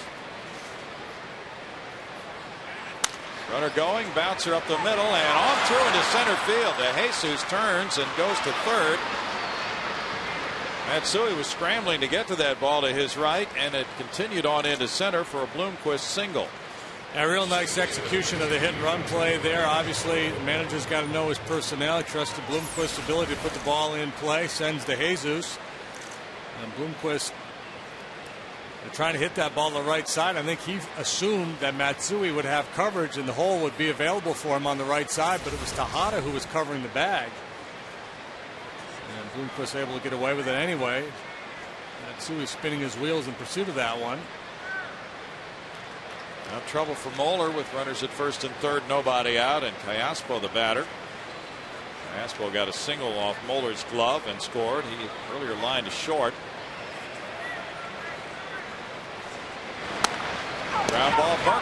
knocks it down, steps on the bag. And the other runner third held, and Bloomquist went to second on out number 1. Lance didn't field it cleanly, so that's the only out that was available to him. A sharply hit play that could have gone to the bag if he catches it cleanly and then throw to second to try to get a double play that way. But after the misplay and keeping a wary eye on the base runner down at third, the option at second was gone. Should get the bag. Yeah. Now runners at second and third for Guillen. Alberto Arias and Wesley Wright warming up for Houston. Guillen has doubled and reached on an error on a forced play. Could have been a forced play. And there's strike 1. Fielder's choice, actually.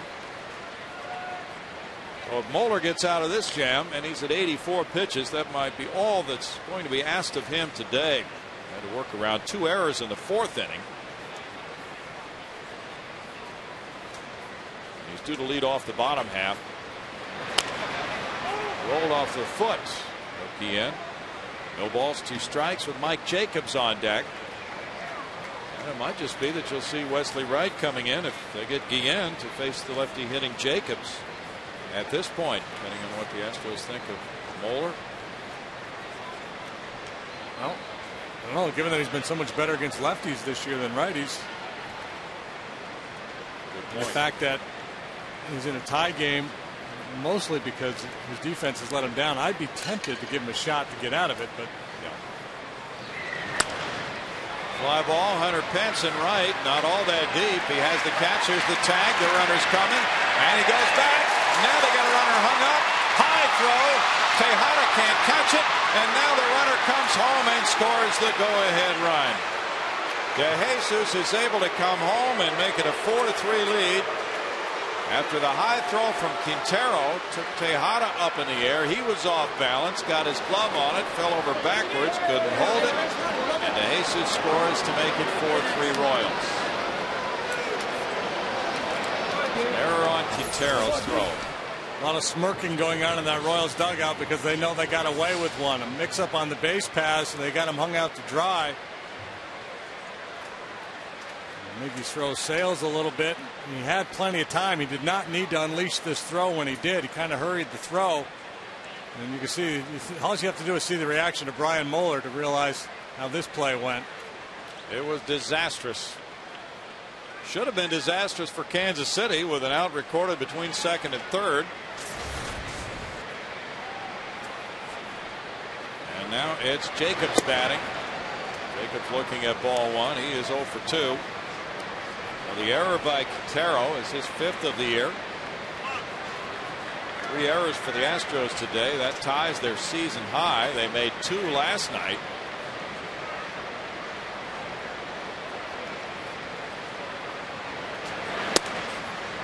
Jacobs looks at it. That's a similar situation to what we had last inning with that chopper that Brian handled.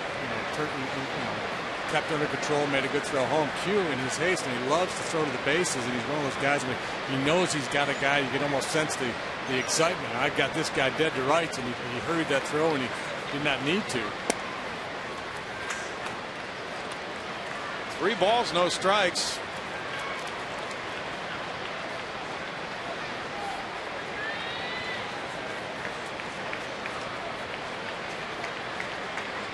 Mark Tien's on deck. Tien is 2 for 2 with 2 runs batted in. So Jacobs gets on. Moeller might be out of the game. I'm just not sure what De Jesus was thinking to begin with. I think that's a play you just tag and try to score on. Yeah, and then stop. And that really hung up Bloomquist behind him. Like, wait a minute. This Royals base running in this series has not been boring. 3 balls and a strike.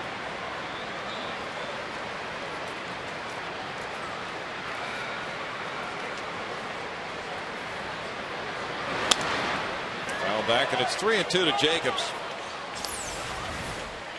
De Jesus is going all the way, and then he slams on the brakes. That hangs up Bloomquist. Well, we've seen earlier Guillen was sprinting in both directions. Now De Jesus sprinting in both directions.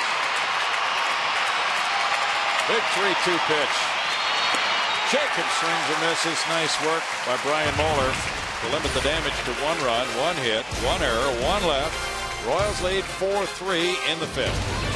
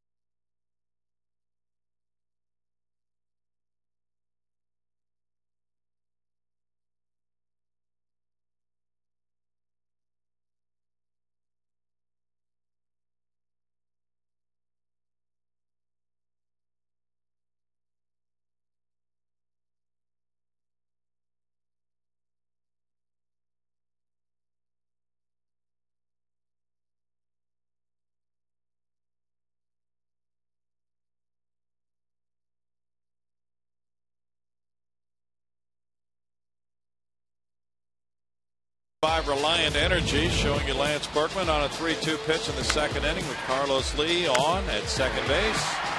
Opposite field, 2-run homer, giving him 1,000 and 1,001 runs batted in with that swing of the bat. Now pinch hitter Matt Cato leads it off in the home 5th inning, taking the first pitch from Brian Bannister. It's ball 1. Cato batting for Brian Moeller.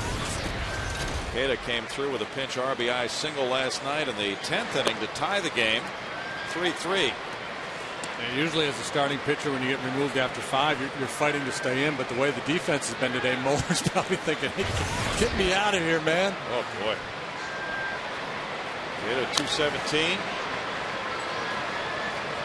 Brian Moeller in 5 innings allowed 5 hits, 4 runs, 1 of them earned. 2 walks, 3 strikeouts. Yeah, he really hung in there despite the misplays behind him, especially in the 4th. Got that double play with the bases loaded.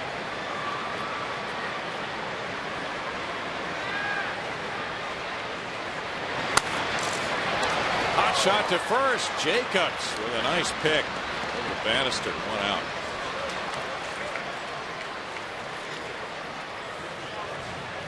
Over through 91 pitches, 55 were strikes.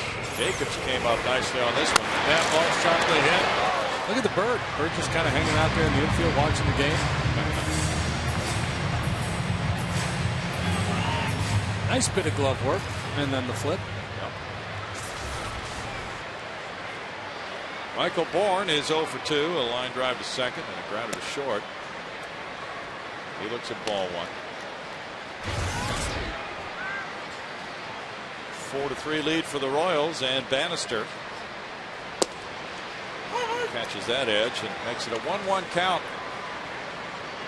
Cubs are batting in the 9th. They've scored once. They trail Detroit 6-5.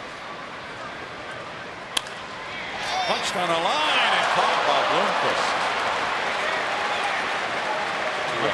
Hit 2 line drives for outs today. Started the ball game with pretty sharply hit ball to second base for an out. So he's had some tough luck today. 0 for 3 so far. A line outs and a ground out. Trying to serve that one into left. Bloomquist, the former high school quarterback, elevates to get that one. He's staring off into the dugout, challenging his teammates, and tell me I don't have some vertical.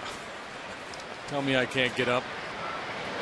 Jeff Keppinger taps it, strike 1. He's 0 for 2. Tejada's on deck.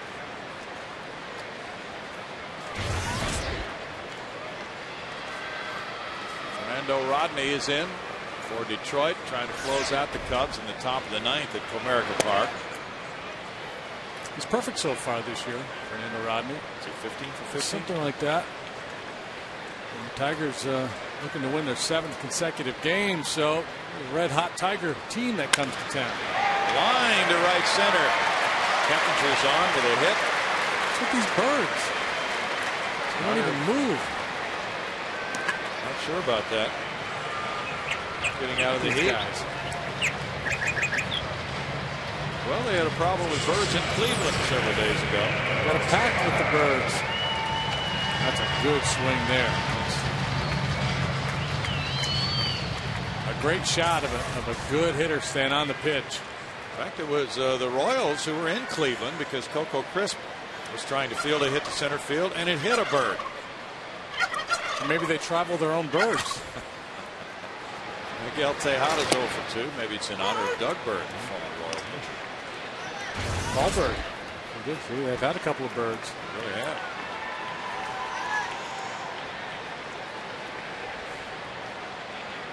Miggy's grounded to second and fouled out to the catcher.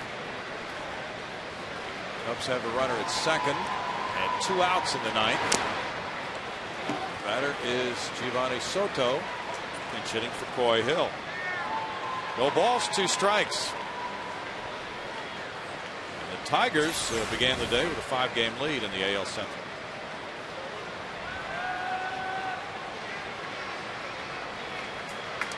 Not sure, where does this get him? He just hits the mitt and then maybe his arm. Yeah. Clipped him in the hand of the arm, maybe. Detroit 40-31, 5 ahead of Minnesota. Chicago 6 back. Kansas City trails by 8.5. Cleveland 11 in arrears. Cleveland team could be sellers soon on the trade market. I'll take Cliff Lee.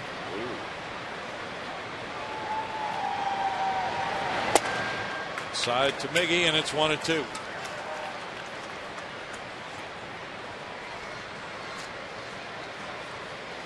Arizona's 17 games out in the NL West. The D-backs might be sellers pretty soon. They're not moving.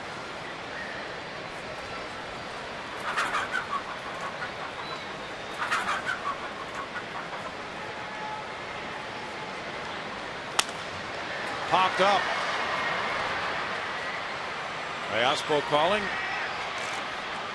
In the 5th, no runs a hit, and the man left after 5, 4-3 Royals.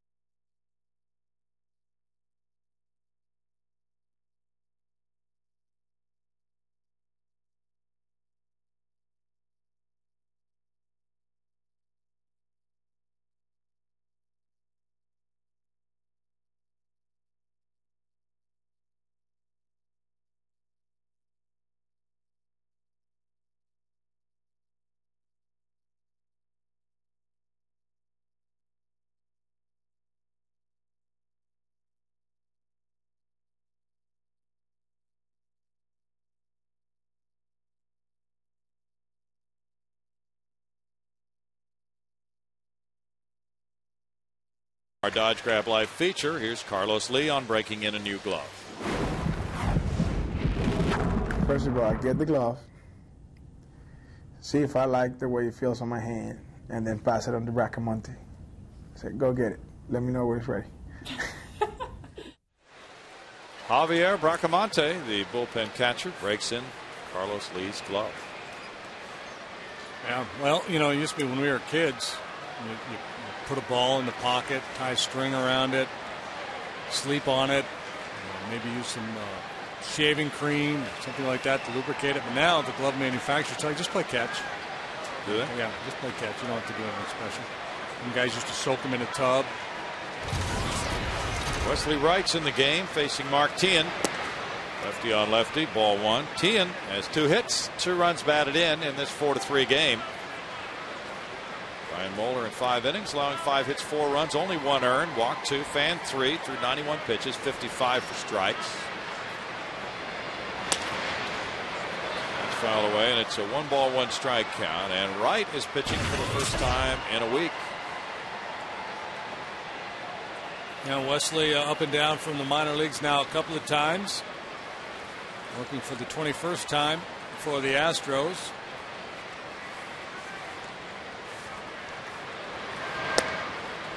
Juan Cruz is warming up for the Royals. It's 2 balls and a strike.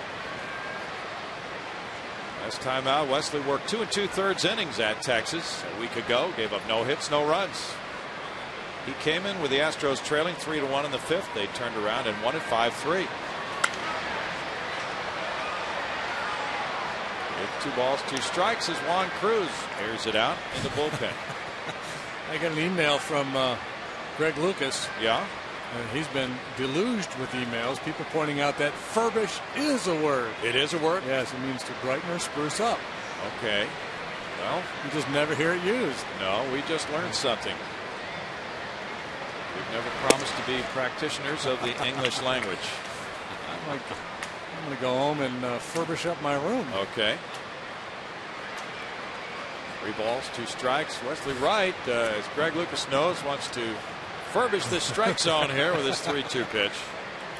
He's explaining that word to Patty Smith, but she already knows. Foul away. Furbish, yeah, he played for the Cardinals back in the 40s. Ed Furbish. Left-hander, wasn't he? Yep. Drop down from time to time. Well, he had the fur ball. Okay. His specialty pitch. All right. 3-2 to Teahan with Olivo on deck. Struck him out. Painted that one at the knees.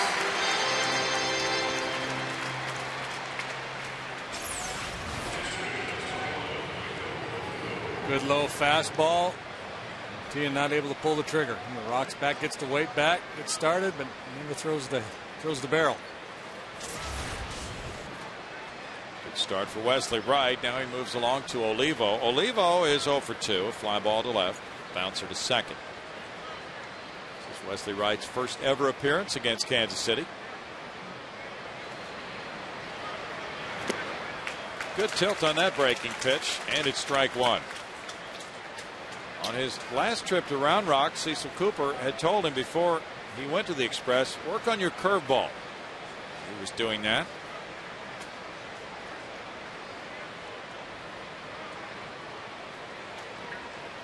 That would be a pitch he could use against left-handed hitters. That kind of looked like a strike, but it's ball 1. Yeah, it sure did. 1-1 to count. And players will often say, well, wait a minute. Where the umpire's eyes are, didn't that pitch have to cut right across the plate to get to him? 1-2. And sometimes, as you well know, JD, a pitcher will say, well, I've got to get the hitter to swing at this if I can't get a called strike. Well, and the slider, that breaking pitch from lefty into a righty, into a right-handed hitter, very difficult to get called for whatever reason. Get it down there, says Q. Get it down the dirt. 2-2. John Bale came in last night, and he got his first major league save. And he had that wicked backdoor slider going against right-handed batters in the 11th inning. He got Lee, Berkman, and Pence. And he would start that pitch off the plate and then bring it back in.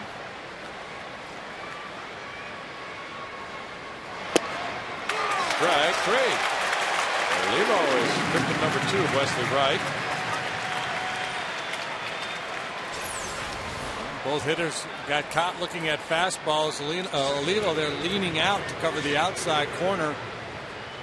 He thought the ball was in because he was drifting in towards it, but it looked like a pretty good pitch. He wasn't able to get the breaking pitch called in there, but the fastball he got the call on. Olivo didn't like it, thought it was in. Mitch Myers 0 for 1 with an intentional walk. He looks at ball 1. Tigers held off the Cubs 6-5. Armando Galarraga, the winner, goes to 4-7. Ted Lilly, the loser, is 7-5. Fernando Rodney gets save number 16. 1 ball and 1 strike. The Cubs looked as if they might have been in the process of making a move, but the loss today drops them to 34-35, and they have now lost 4 in a row after some exciting late inning wins.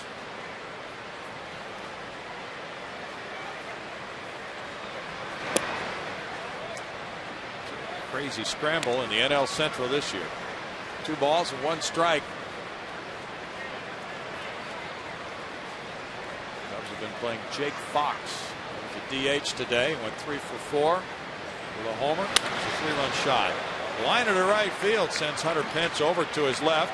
He makes the pickup, whirls and fires. And a good play holds Meyer to a 2-out single.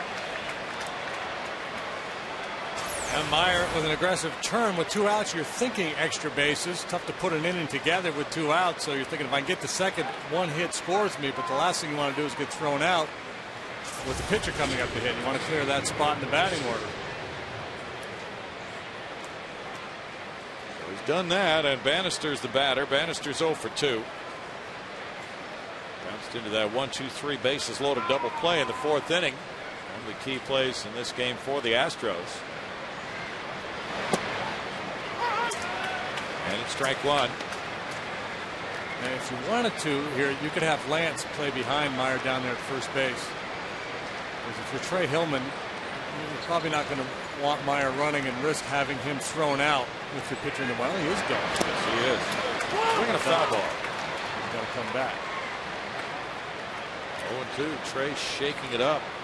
Well, I guess what he's thinking is Bannister's probably only going to give him 1 more inning anyway.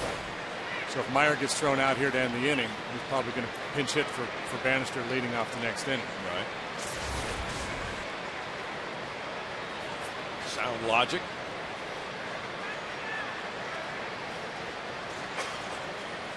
Royals are 12-19 on the road. Out of the way, still 0-2. Maglio Ordonez hit his 3rd homer of the year for Detroit. Scott Boras will be happy to hear about that. Michael Hoffpauir, number 7 for the Cubs. And for Detroit, Ramon Santiago hit number 5. There's an issue with Scott Boras and Ordonez losing playing time because he has a vesting option on his contract for next year based on plate appearances, apparently. And recently when he was benched, Boras spoke out and thought that had something to do with the plan to cost him another year on his contract. I would say look at the numbers and you might find some justification in that benching. Runner goes. It was strike 3, and the throw is immaterial because Wesley Wright is struck out the side here in the 6th inning. No runs, a hit. 1 man left. Kansas City leads it 4-3.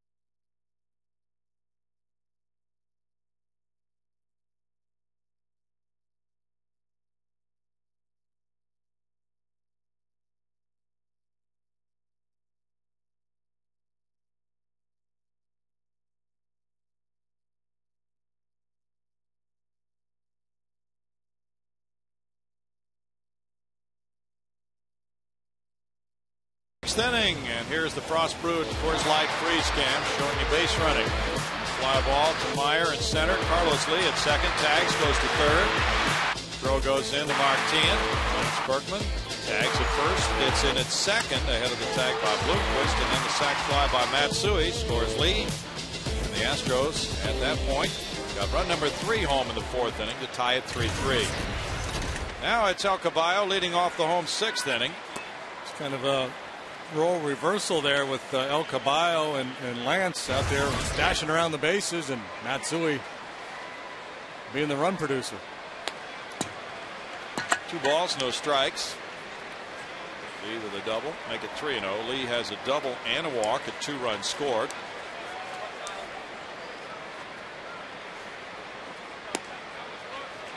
And there's a 4-pitch walk, so Bannister's departure might be hastened with the leadoff walk. What's on tap is brought to you by Bud Light. Justin Verlander is 8-3. Wandy Rodriguez 6-6. Good matchup for tomorrow night, 6:30 Astros Live. Alfredo Figueroa goes against to be announced, which could be Felipe Paulino. Saturday 5:30 for Astros Live. It's Edwin Jackson and Russ Ortiz in a Sunday matchup at 12:30. All games on FS Houston. Lance Berkman 2-run homer, single off the wall in left. Another drive to left field. De Jesus back, looking out. Berkman has hit another one. A 2-run shot to give the Astros the lead 5-4. Berkman's 3 for 3 with 2 homers and 4 runs batted in.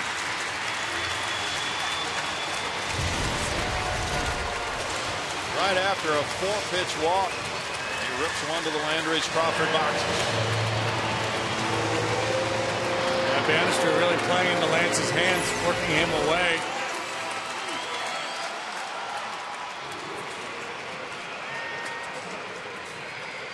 A little bit surprised the Royals, they didn't even have a left-hander up in their bullpen. That's a situation where a lot of managers would try to turn Berkman around to the right side. Hunter Pence for strike 1. He's 0 for 2. Big day for Lance. New baby born Monday. On Tuesday he got a pinch single, arriving at the ballpark late by design. Maybe the rest has helped him here. He had a very tough night last night.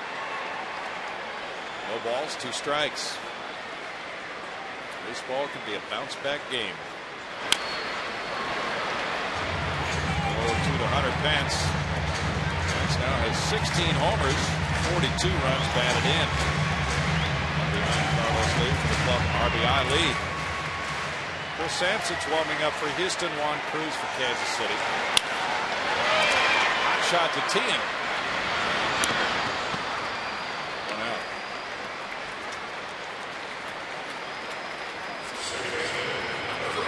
Well, Lance and Carlos having quite a day here. Between them reaching base all 6 times they've come to the plate. Double and a couple walks for Carlos. 2 home runs and a single for Lance. Collectively scoring 5 runs. Lance has driven in 4. Matsui shows bunt, pitch down and in, ball 1.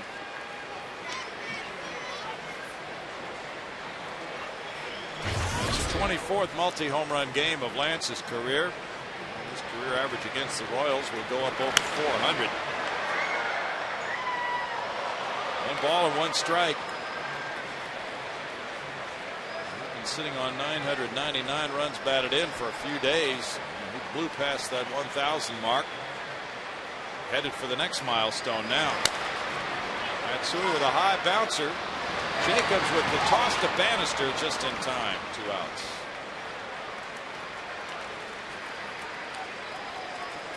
They got him, but just barely. Good to see Kaz running so well. Flip, foot races on. Boom, boom. Bannister by half a step.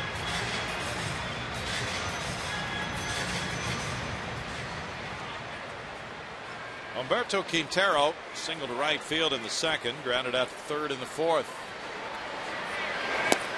There's ball 1. And one of those up and down seasons for the Astros, who are 32 and 37. They look good on a road trip. They come home, they look flat. But they're still not that far back. Tien fields it on a short hop, gets the out on Quintero. And now the Astros have the lead. They score 2 runs on 1 hit in the 6th inning and lead it 5-4.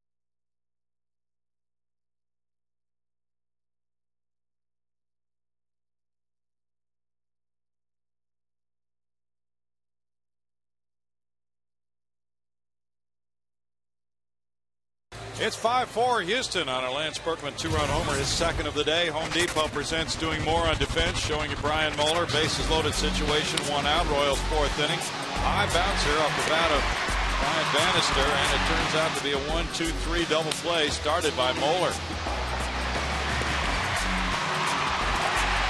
In that first look we had, it was pretty interesting because we had that shot of Mike Jacobs coming down the line, how he'd come to a stop and then had to start with contact. If he's got a little bit more of a walking lead, maybe he's a little bit closer to home plate, can get a piece of Quintero and upset the double play. Wesley Wright faces David DeJesus, who's 0 for 2 with a walk and a run. At least Brian Moeller is now off the hook. He really pitched well with some major problems in the field behind him. There's strike 1 to DeJesus. 3 errors made behind Brian in his 5 innings. He allowed 5 hits and only 1 earned run of the 4. Continuing a pretty nice stretch of starting pitching here for the Astros. Well, in the previous 4 games before Brian Moeller's effort today, Astros starters had a 2.42 ERA. 2 balls and a strike. Bloomquist and Callaspo to follow here in the Royals 7th. Sampson has been warming up for the Astros. Juan Cruz has been warming up for the Royals. The Mets beat the Cardinals 3-2 at Citi Field behind Johan Santana. He's 9-5. Chris Carpenter, the loser, 5-2. 3-1. K-Rod got his 20th save. So here's this Astros club at 32-37. Win number 33 comes their way today. They're back 5 games behind front-running St. Louis. 3-2.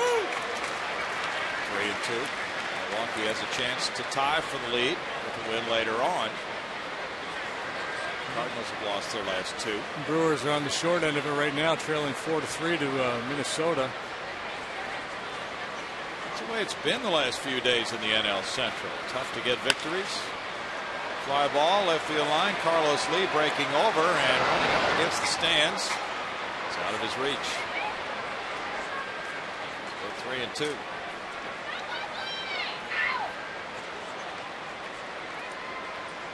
Cardinals are the only team in the NL Central with a winning record in the last 10 games.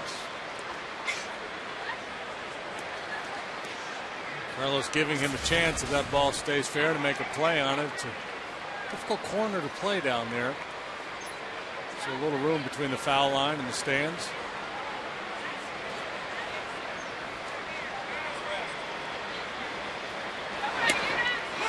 3 on De Jesus. Wesley Wright struck out 4. All looking. And it's like they're looking for that breaking ball, and maybe this is part of it. We talked about it last night, the advantage of a relief pitcher against a club that doesn't know him. I'm not sure what kind of a scouting report they have on him, but you get the sense these Royal hitters are looking breaking ball, and he's able to slip the fastball right by him. He can be the winning pitcher. Looks like he's coming out here with Bloomquist, the next batter. Wesley Wright goes an inning and a third, gives up 1 hit, no runs, strikes out 4. And it's 5-4 Houston with Chris Sampson coming in just a moment.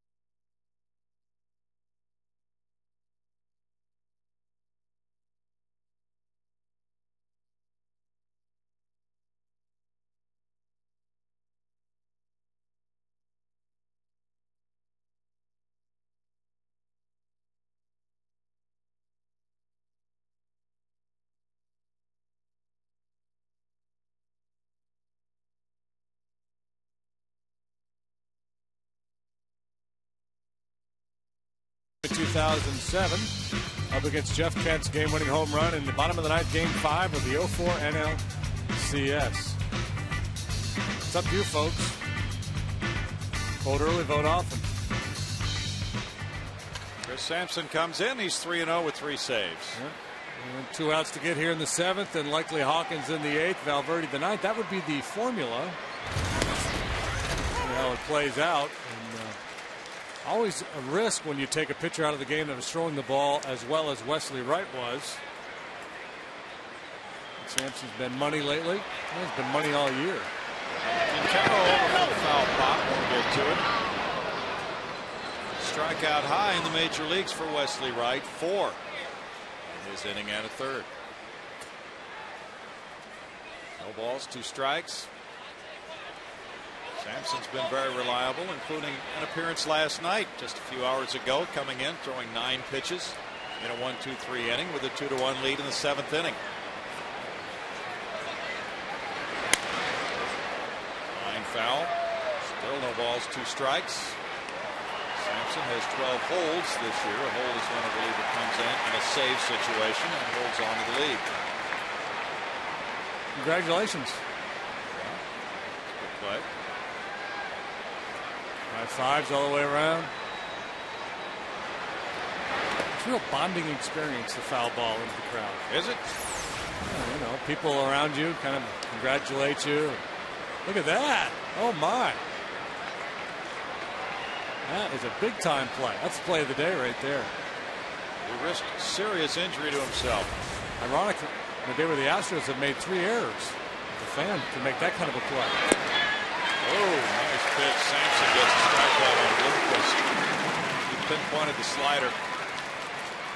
Last 6 outs recorded by the Astros pitching have all been strikeouts. Muller finishing off the 5th. Wesley got 4, and now Chris Sampson follows suit. Polishing off Willie Bloomquist. Was that a changeup? I thought it was a breaking pitch. Board said changeup. Looked like a breaking pitch. I don't think he throws his changeup to right-handed hitters. Callaspo's 1 for 3. He scored a run after his single off the glove of Brian Moeller in the 4th. In tight to Callaspo, ball 1. Sampson leads the club in appearances and an ERA.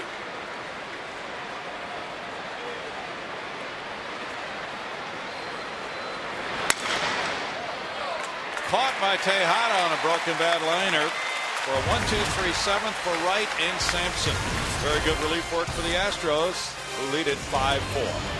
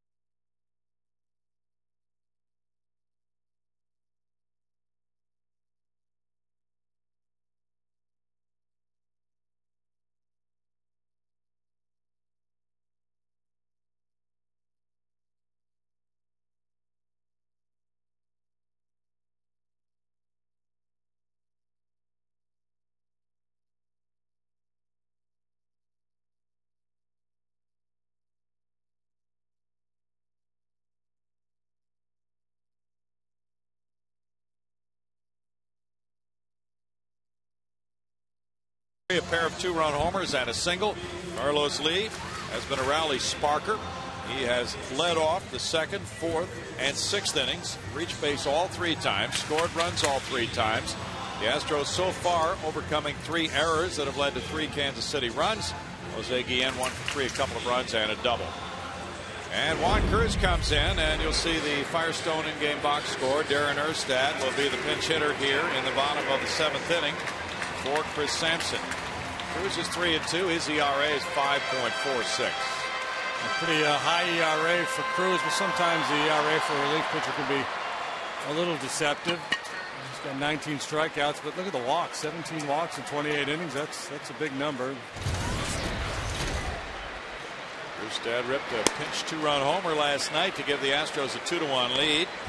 Luke Hochevar, there's ball 1 to him. That was his 2nd career pinch home run. Firestone in-game box score will show you today's hitters.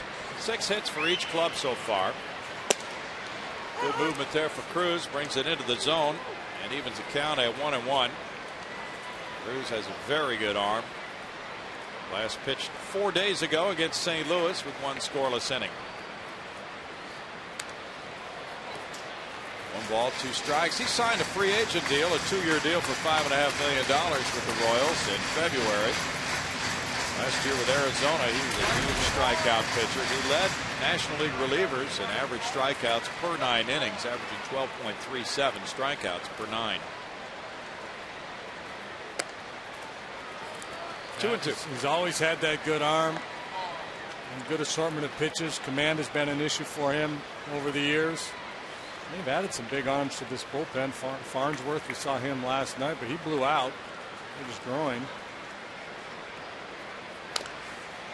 Slider top. I didn't even notice that they replaced Farnsworth. Didn't they had a notice. man short in that bullpen today. We did not hear of any move. We'll find out after this inning. Kind of short notice with a day game after a night game. Yeah, I don't think. Well, the lineup card had Farnsworth's name on there. So obviously he's not available. Right. Probably just get somebody in Pittsburgh, their next stop. 3 balls, 2 strikes. Darren Erstad with that big swing last night hit it off the facing above the lower deck in right field on the pinch homer. His first long ball of the season. He's 5 for 28 pinch hitting. And draws a pinch walk here. Leadoff walks have been the bane of the Royals today. They had one in the 4th that led to a run, another in the 6th that led to a run. Now their 3rd leadoff walk in the inning today. Well, McClure is the pitching coach for the Royals. He's going to get some action going down there in their bullpen. Just want to call their old buddy John Miserock. Hey, Rocky, better get somebody up here. The man Cruz is struggling. Michael Bourne is 0 for 3, but he's had some hard hit balls in this game. Mark Teahan's in on the grass at third, creeping in further. Bunt goes foul. Strike one to Michael. Astros lead by 1. The sacrifice would get Erstad into scoring position from Kepler and then Tejada. That 7th inning and later, one-run strategies become more important, making more sense. You see Michael try to bunt for a base hit, maybe, and then if that fails, then drop down a sac bunt. But you can't argue with the notion of a sacrifice when you've got a 1-run lead at this stage of the ball game. He has 7 bunt hits, 4 sacrifice bunts this season. Jamie Wright is warming up for the Royals. You see how Teahan plays it. He's been very aggressive in this series down there at third base in bunt situations.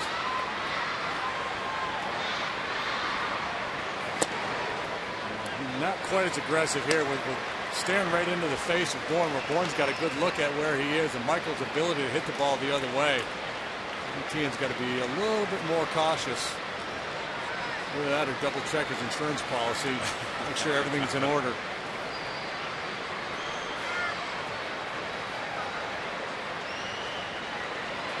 Cruz throws to first on Erstad. Cruz has losses in his last 2 decisions. City bullpen with Dave Clark giving signs, has 7 wins, 11 losses, and a 4.68 ERA. Closer Joaquim Soria has worked in the first 2 games of this series.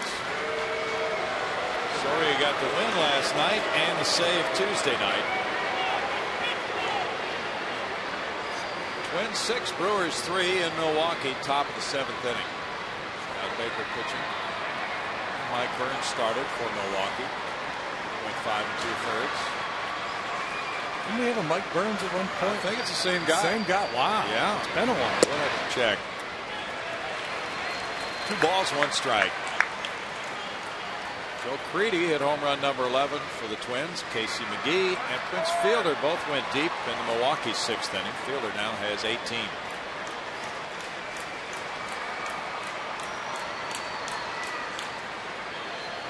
So if that continues, the Astros are in a position to move up on several teams. That would be the 3rd team to lose in the NL Central if Milwaukee doesn't pull that one out. Foul away. 2-2. And so they took the bunt off, let Michael swing away. Frustrated with himself there. And after the pitch was maybe a little bit out of the zone. Cruz, he doesn't have a lot of body weight, does he? Body fat. I mean, this no. He looks like the oil can Boyd out there. Yeah, that's a good comparison.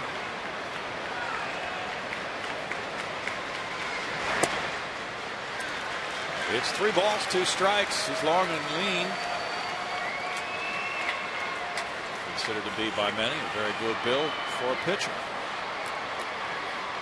Certainly doesn't appear to be muscle bound, JD.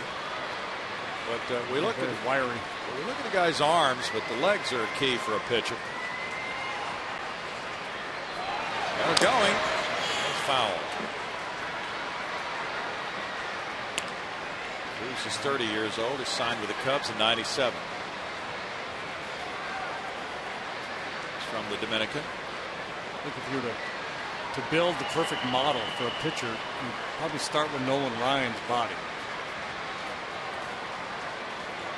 Only about 6'2", 200, 205 in his playing days. Swing and a miss, and the throw is there waiting, and Erstad slides into the tag by Bloomquist. A strikeout throw out double play for Olivo. He guns him down from 2-6. The irony there is, of course, you're starting the runner to try to stay out of the double play, and you get the double play with the swing and a miss. Cruz coming with a changeup on 3-2. Makes Darren easy pickings down there at second base. Jeff Keppinger single to right center in the 5th. He's 1 for 3. That is the Mike Burns that was with the Astros briefly in 2005. That's working for the Brewers now. Oh, that's good. Good to see him back. All-Star Game comes your way Tuesday, July 14th, live from St. Louis, 7 o'clock. It's on Fox, and it should be thrilling.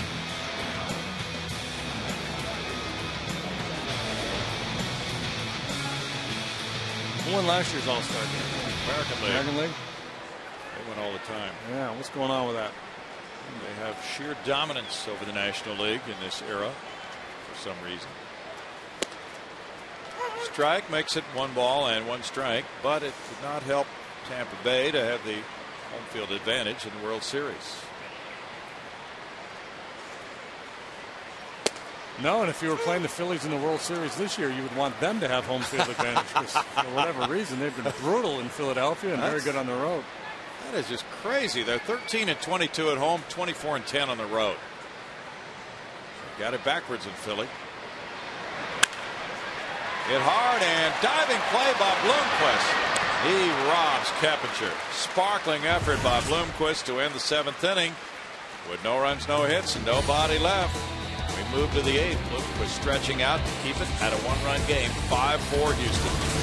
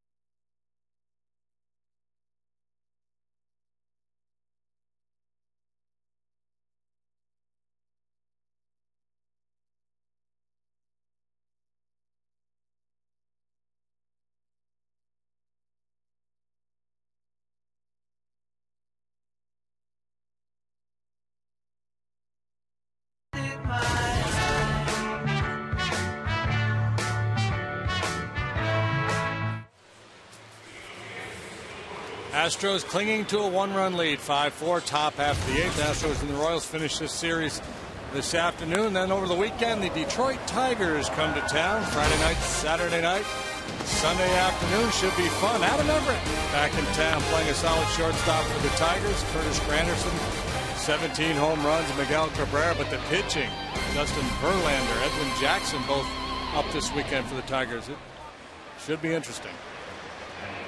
Troy Hawkins comes out of the Astros bullpen with a 5-4 lead to work the 8th inning. He's 1-2 with 9 saves and a 2.78 ERA. Delivers ball 1 to Jose Guillen, who has a double and has scored twice. Hawk worked last night but didn't work hard. Just 1 inning through just 7 pitches, 3 up, 3 down. He's working in all 3 games of this series. Worked 2/3 of an inning Tuesday night without giving up a run. Pitch stays up, and it's 2-0. Chris Sampson goes 2/3 of an inning, allowing no hits, no runs, no walks, 1 strikeout. So Hawk probably will come in line for a day off tomorrow after 3 straight. And he also pitched on Saturday in Minnesota.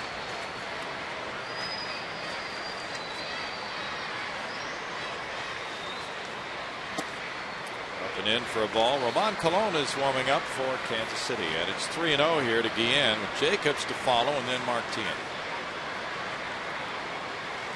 Hawkins, a longtime Minnesota Twin, has a career record against the Royals of 8-4, with a 4.83 earned run average.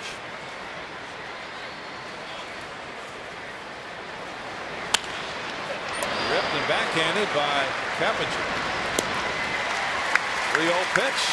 Thank you very much. 1 out. And again, capable of tying this game with one swing of the bat, so Hillman turns him loose. He hit it hard, but on the ground, and the Astros playing no doubles had Keppinger cozied up to the line over there. Otherwise, he's got a leadoff double. Mike Jacobs is 0 for 3. Lined out deep to right in the second inning on a good at bat. Astros relievers have an ERA of 2.45 in the last 27 games.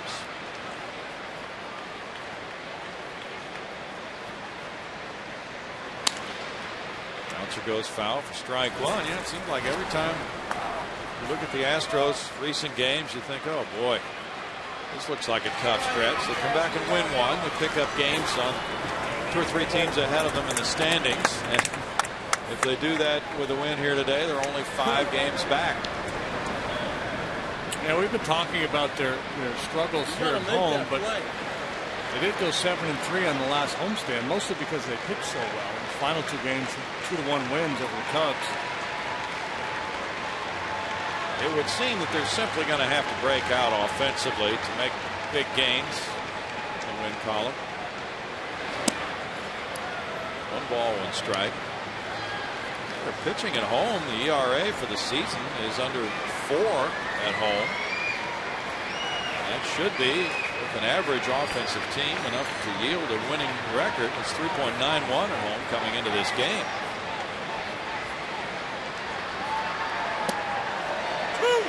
Strike makes it 1-2, but it's how everything fits together. Errors, key hits, all of it. 264 average at home, 270 on the road. No homers at home. Runs per game down. ERA quite a bit lower at home, but the record at home is 16-20. Record on the road 16-17. Roy Oswalt did a fine job last night. Got a no decision. Let's just hope that they're underachieving at home and not overachieving on the road. Yeah.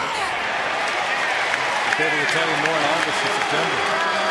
Jacobs is caught looking at strike 3. All right. This is a fairly common trend now. It's 1, 2, 3, 4, 5, 6, 7 of the 9 strikeouts by Astros pitching today looking. Jacobs thought the ball was down, but with that trend, you can't let it be close on a day like this. The hitter probably doesn't think it is close. Martin is 2 for 3 with 2 runs batted in. That is the trend. Better be swinging for 2 strikes than anything that you think might be close to being a strike. Either that or don't get to 2 strikes. Just go with a real aggressive mindset. But it's very difficult for a hitter to change his notion of the zone to accommodate an umpire. True. You want to get out of your game.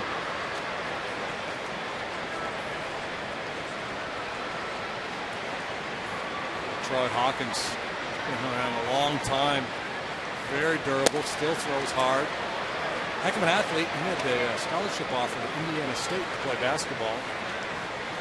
And actually contemplated a couple of years into his professional career quitting the Twins organization as a minor leaguer and going off to school to play basketball.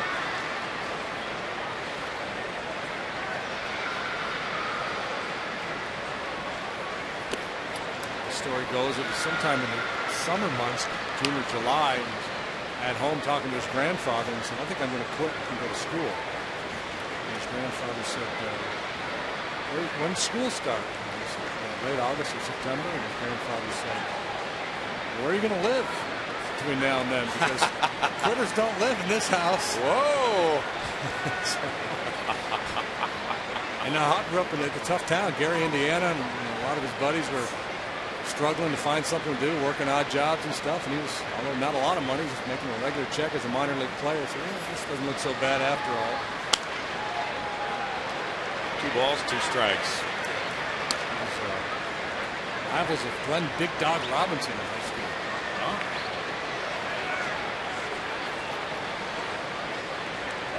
He's been a pretty good shooter and rebounder, don't you think? I would think those long arms.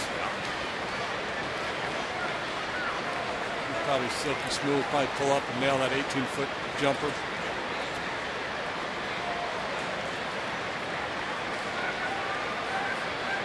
Is the NBA draft tonight? I think I heard that. Yeah. I just heard Yow's got a bad foot. 3 balls, 2 strikes. The Rockets have no pick from the draft. What? Yeah. Well, they only draft a couple of rounds, right?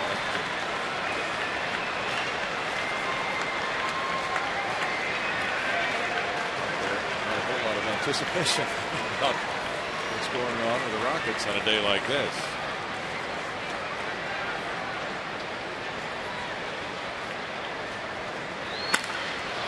Ball's hit well to left center. Michael Bourne back. The big Park will hold it. Now number 3. 1-2-3 in the 8th, but Troy Hawkins preserves the 5-4 Astros lead.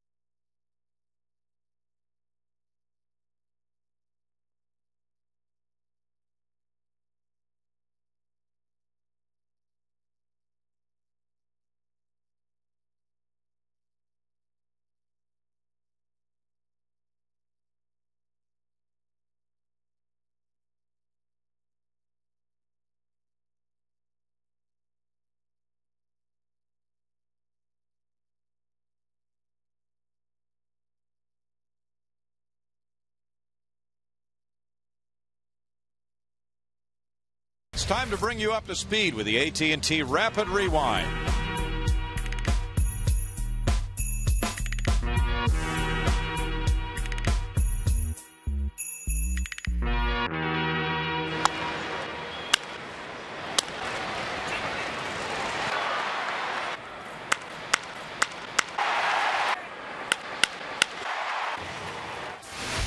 AT&T, the nation's fastest 3G network. AT&T, your world delivered.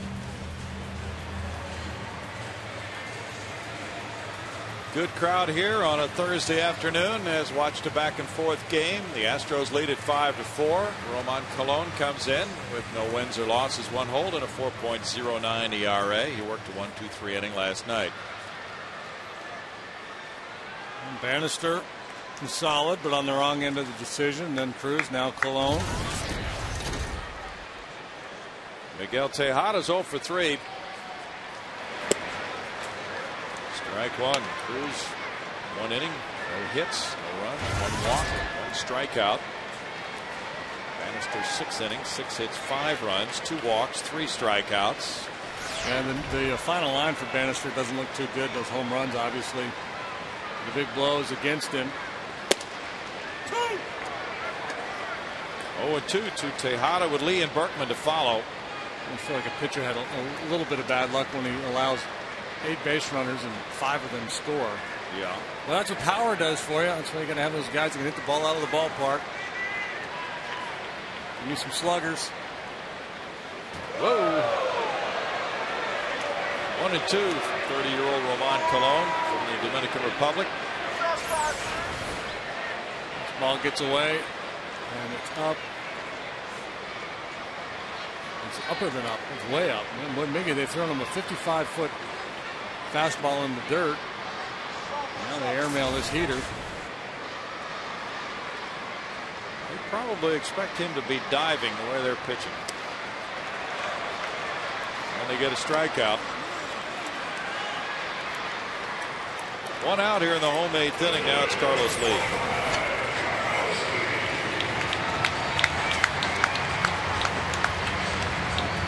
Trying to throw a slider down and away, and helicopters it up and in. Tough AB from Miggy. I think that fastball up took him out of his game a little bit. Yeah. Seemed to be pretty ticked about it. Carlos Lee with a double, 2 walks, has scored 3 times.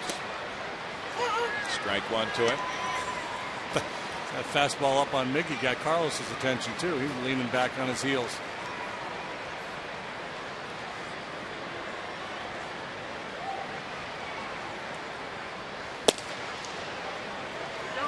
Colon misses and no swing. The appeal to Tim Timmons. It's 1 ball, 1 strike. I'm going to assume no relation between the home plate umpire Delphine Colon and the pitcher Ramon Colon. Check on Delphine. I think he's from Panama. Ramon is from the Dominican. 2 balls and a strike. Dodgers 5, White Sox 5. Top of the 8th inning in Chicago.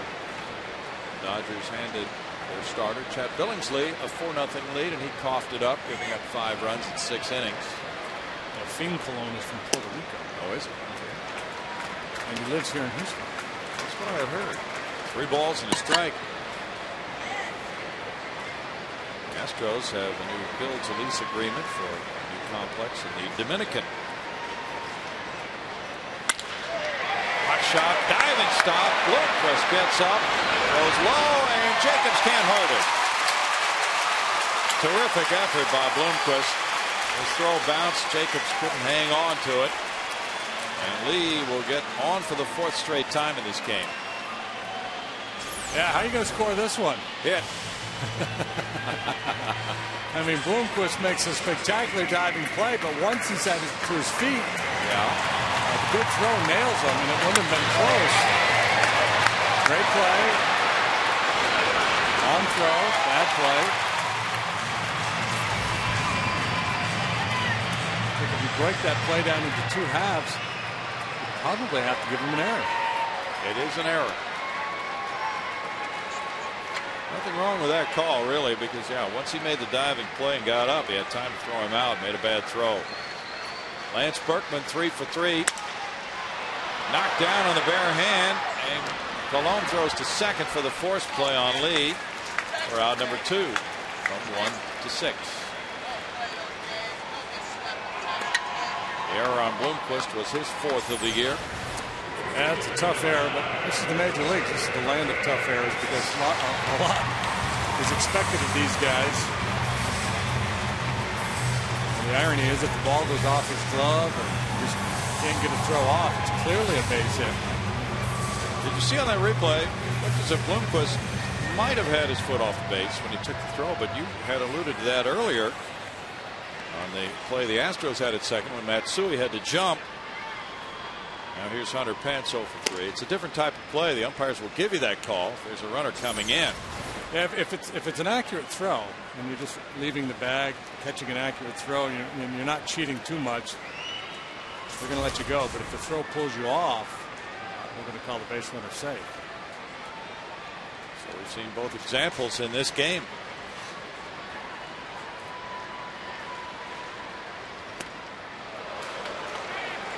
One ball, 1 strike to Hunter Pence. The Astros have the 1-run lead. The hanging slider has been an effective pitch for him. It really has. Paid attendance is 32,048 today.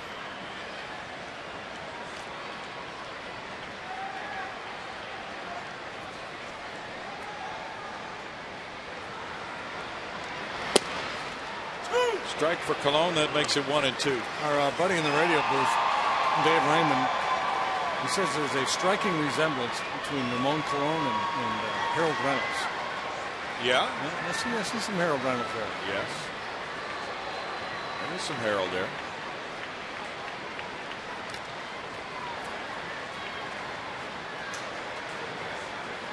Trying to put on a pinstripe suit on Colon. You have to shrink him down a little bit. Major League Baseball network. I'll be doing an Astros game. I think it's next Saturday, a week from this Saturday, in San Francisco. 2 balls, 2 strikes.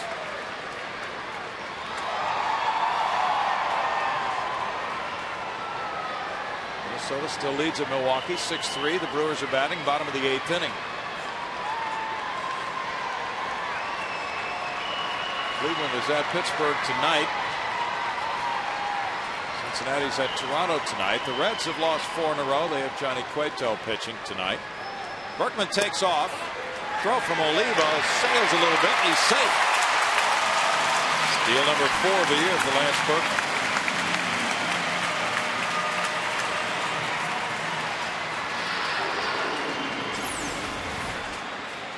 Lance having a big day. A couple of home runs now with the legs.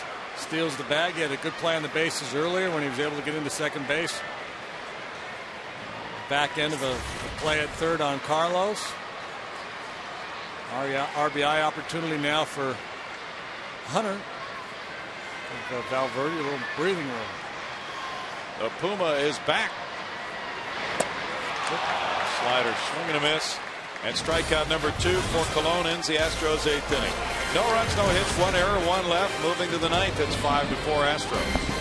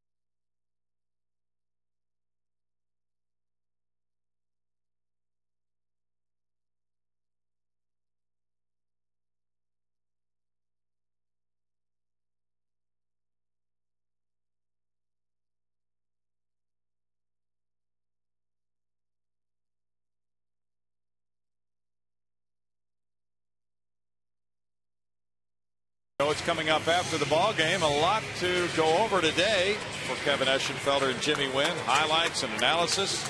Cecil Cooper will analyze the game, and the players will have their post-game comments coming up on the MD Anderson Astros Live post-game show in just a few minutes. Jason Michaels is in the game in left field. He's in the number 9 position in the order. Carlos Lee coming out after scoring 3 runs in this game. Jose Valverde, the Astros closer, goes into the number 4 spot in the order. He has 5 saves and an 0-1 record. 5 saves. He has failed on 3 occasions, including last night's ball game. Victimized by that error by Lance Berkman, but Jose also gave up a couple of hits last night. Was not at his best. An opportunity to return to form here this afternoon. The Astros a W. Boy, if you like drama, you've come to the right place. This is the 5th consecutive 1-run ball game in this ballpark. Miguel Olivo is 0 for 3. 6 hits for each club. Valverde delivers, gets strike 1. Tug Hewlett is on deck, left-handed hitter to pinch hit for Mitch Meyer. And the pitcher spot is due up third.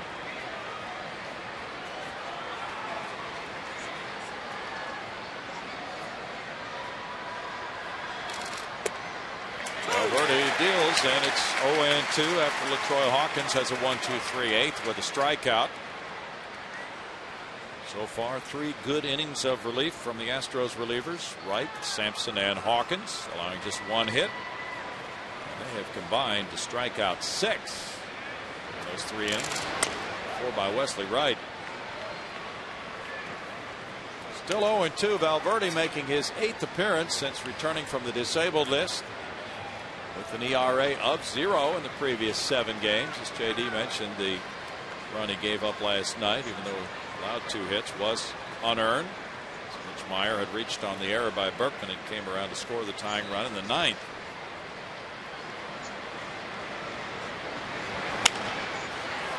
That's in the air toward the left field line. Jason Michaels coming over. 1 out for Valverde. Follow the Astros on your iPhone and iPod Touch with MLB.com at Bat 2009. Live play-by-play, video highlights, audio broadcasts, all available on your iPhone or iPod Touch. That's Tug Hewlett pinch hitting as he places a call. Hewlett came up with a pinch RBI single in the 6th inning last night off Roy Oswalt. That was his first hit with the Royals this season, and that made it 1-0 Kansas City. He is 1 for 12 with that RBI. Billy Butler's on deck to pinch hit. And it's strike 1 to Hewlett. Hewlett, the son of former Major League infielder Tim Hewlett, who's managing in Oklahoma now. Tug, 26 years old, was with Seattle last season. Had just 49 at bats with the Mariners, hitting .224. Jose with one split finger pitch after another here. Yeah. Kind of unusual for him, isn't it? Yeah, absolutely. I mean, he's got a good one and throws it a fair bit, but usually mixes in more fastballs.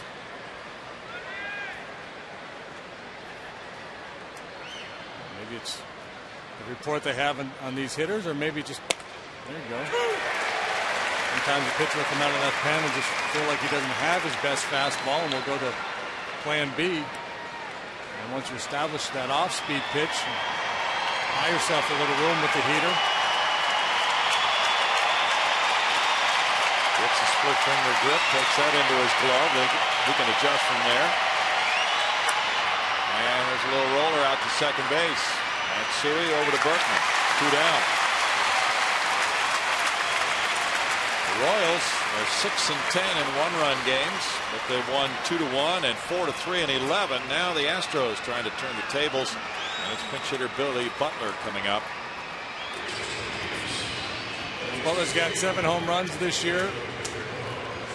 A young hitter with a lot of power, still developing.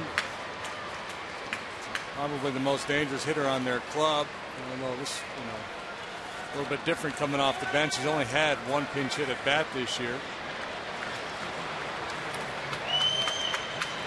Butler homered off Russ Ortiz in the opener Tuesday night. He's 2 for 9 in this series.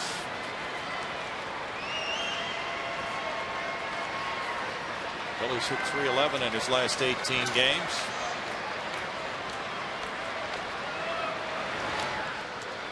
Ball 1 bounces. Valverde, pitcher number 5 for Houston. Cecil Cooper's had a lot of questioning from the media about these close games in this homestand. And somebody asked him today, do you leave it at the ballpark, take it home with you? He said, I'd take everything home.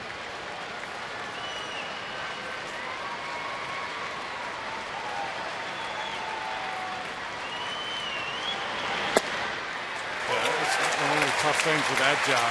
It's difficult not to take it home to a degree. I mean, you have to find a way to be able to turn the page, but managers kind of like the starting pitcher. And the wins and losses get hung on his record. And for a manager, it's obviously each and every day. Up the right field line, slicing foul. Billy Butler with a 1-2 count. Oh, he ripped one for his home run here Tuesday night. They would have headed on over those railroad tracks, and if the roof had not been closed, who knows how far that would have gone out of here. 32,048 to pay to see this one. We've seen a good ball game at 5-4. This going to last at least one more pitch. 2 balls, 2 strikes to Butler.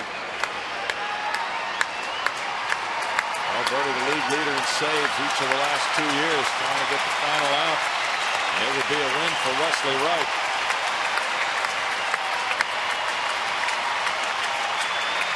Alberta had 44 saves last year to tie the Astros club record, 47 the year before.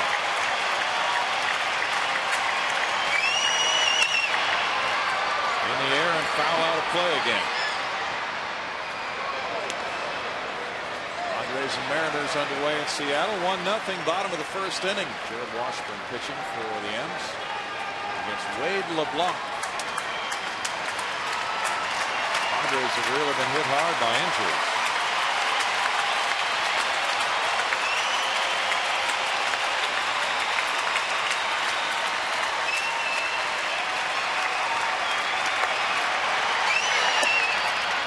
Now it's 3-2 to Butler. Trying to get Butler to chase that splitter, the splitter that he will alter his grip on and get some running action away from the right-handed hitter, so it looks a little bit like a slider. And not close enough to really tempt Butler. Last couple pretty easy to lay off his splitters that he's thrown off the plate out there. Photo op time, 3-2, 2 outs, top of the 9th in a 1-run game.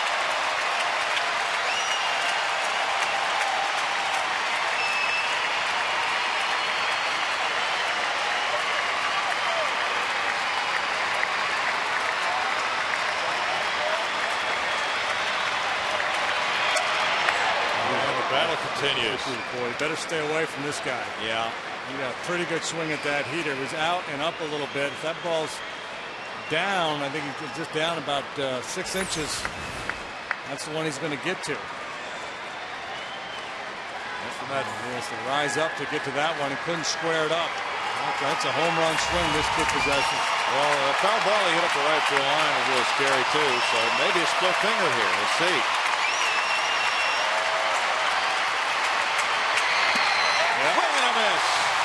Papa Grande gets the save, and the Astros turn it around. Capture the final game of a 1-run series. All 3 games decided by 1. Alberta gets save number 6 right here, JD. Yeah, that good split finger.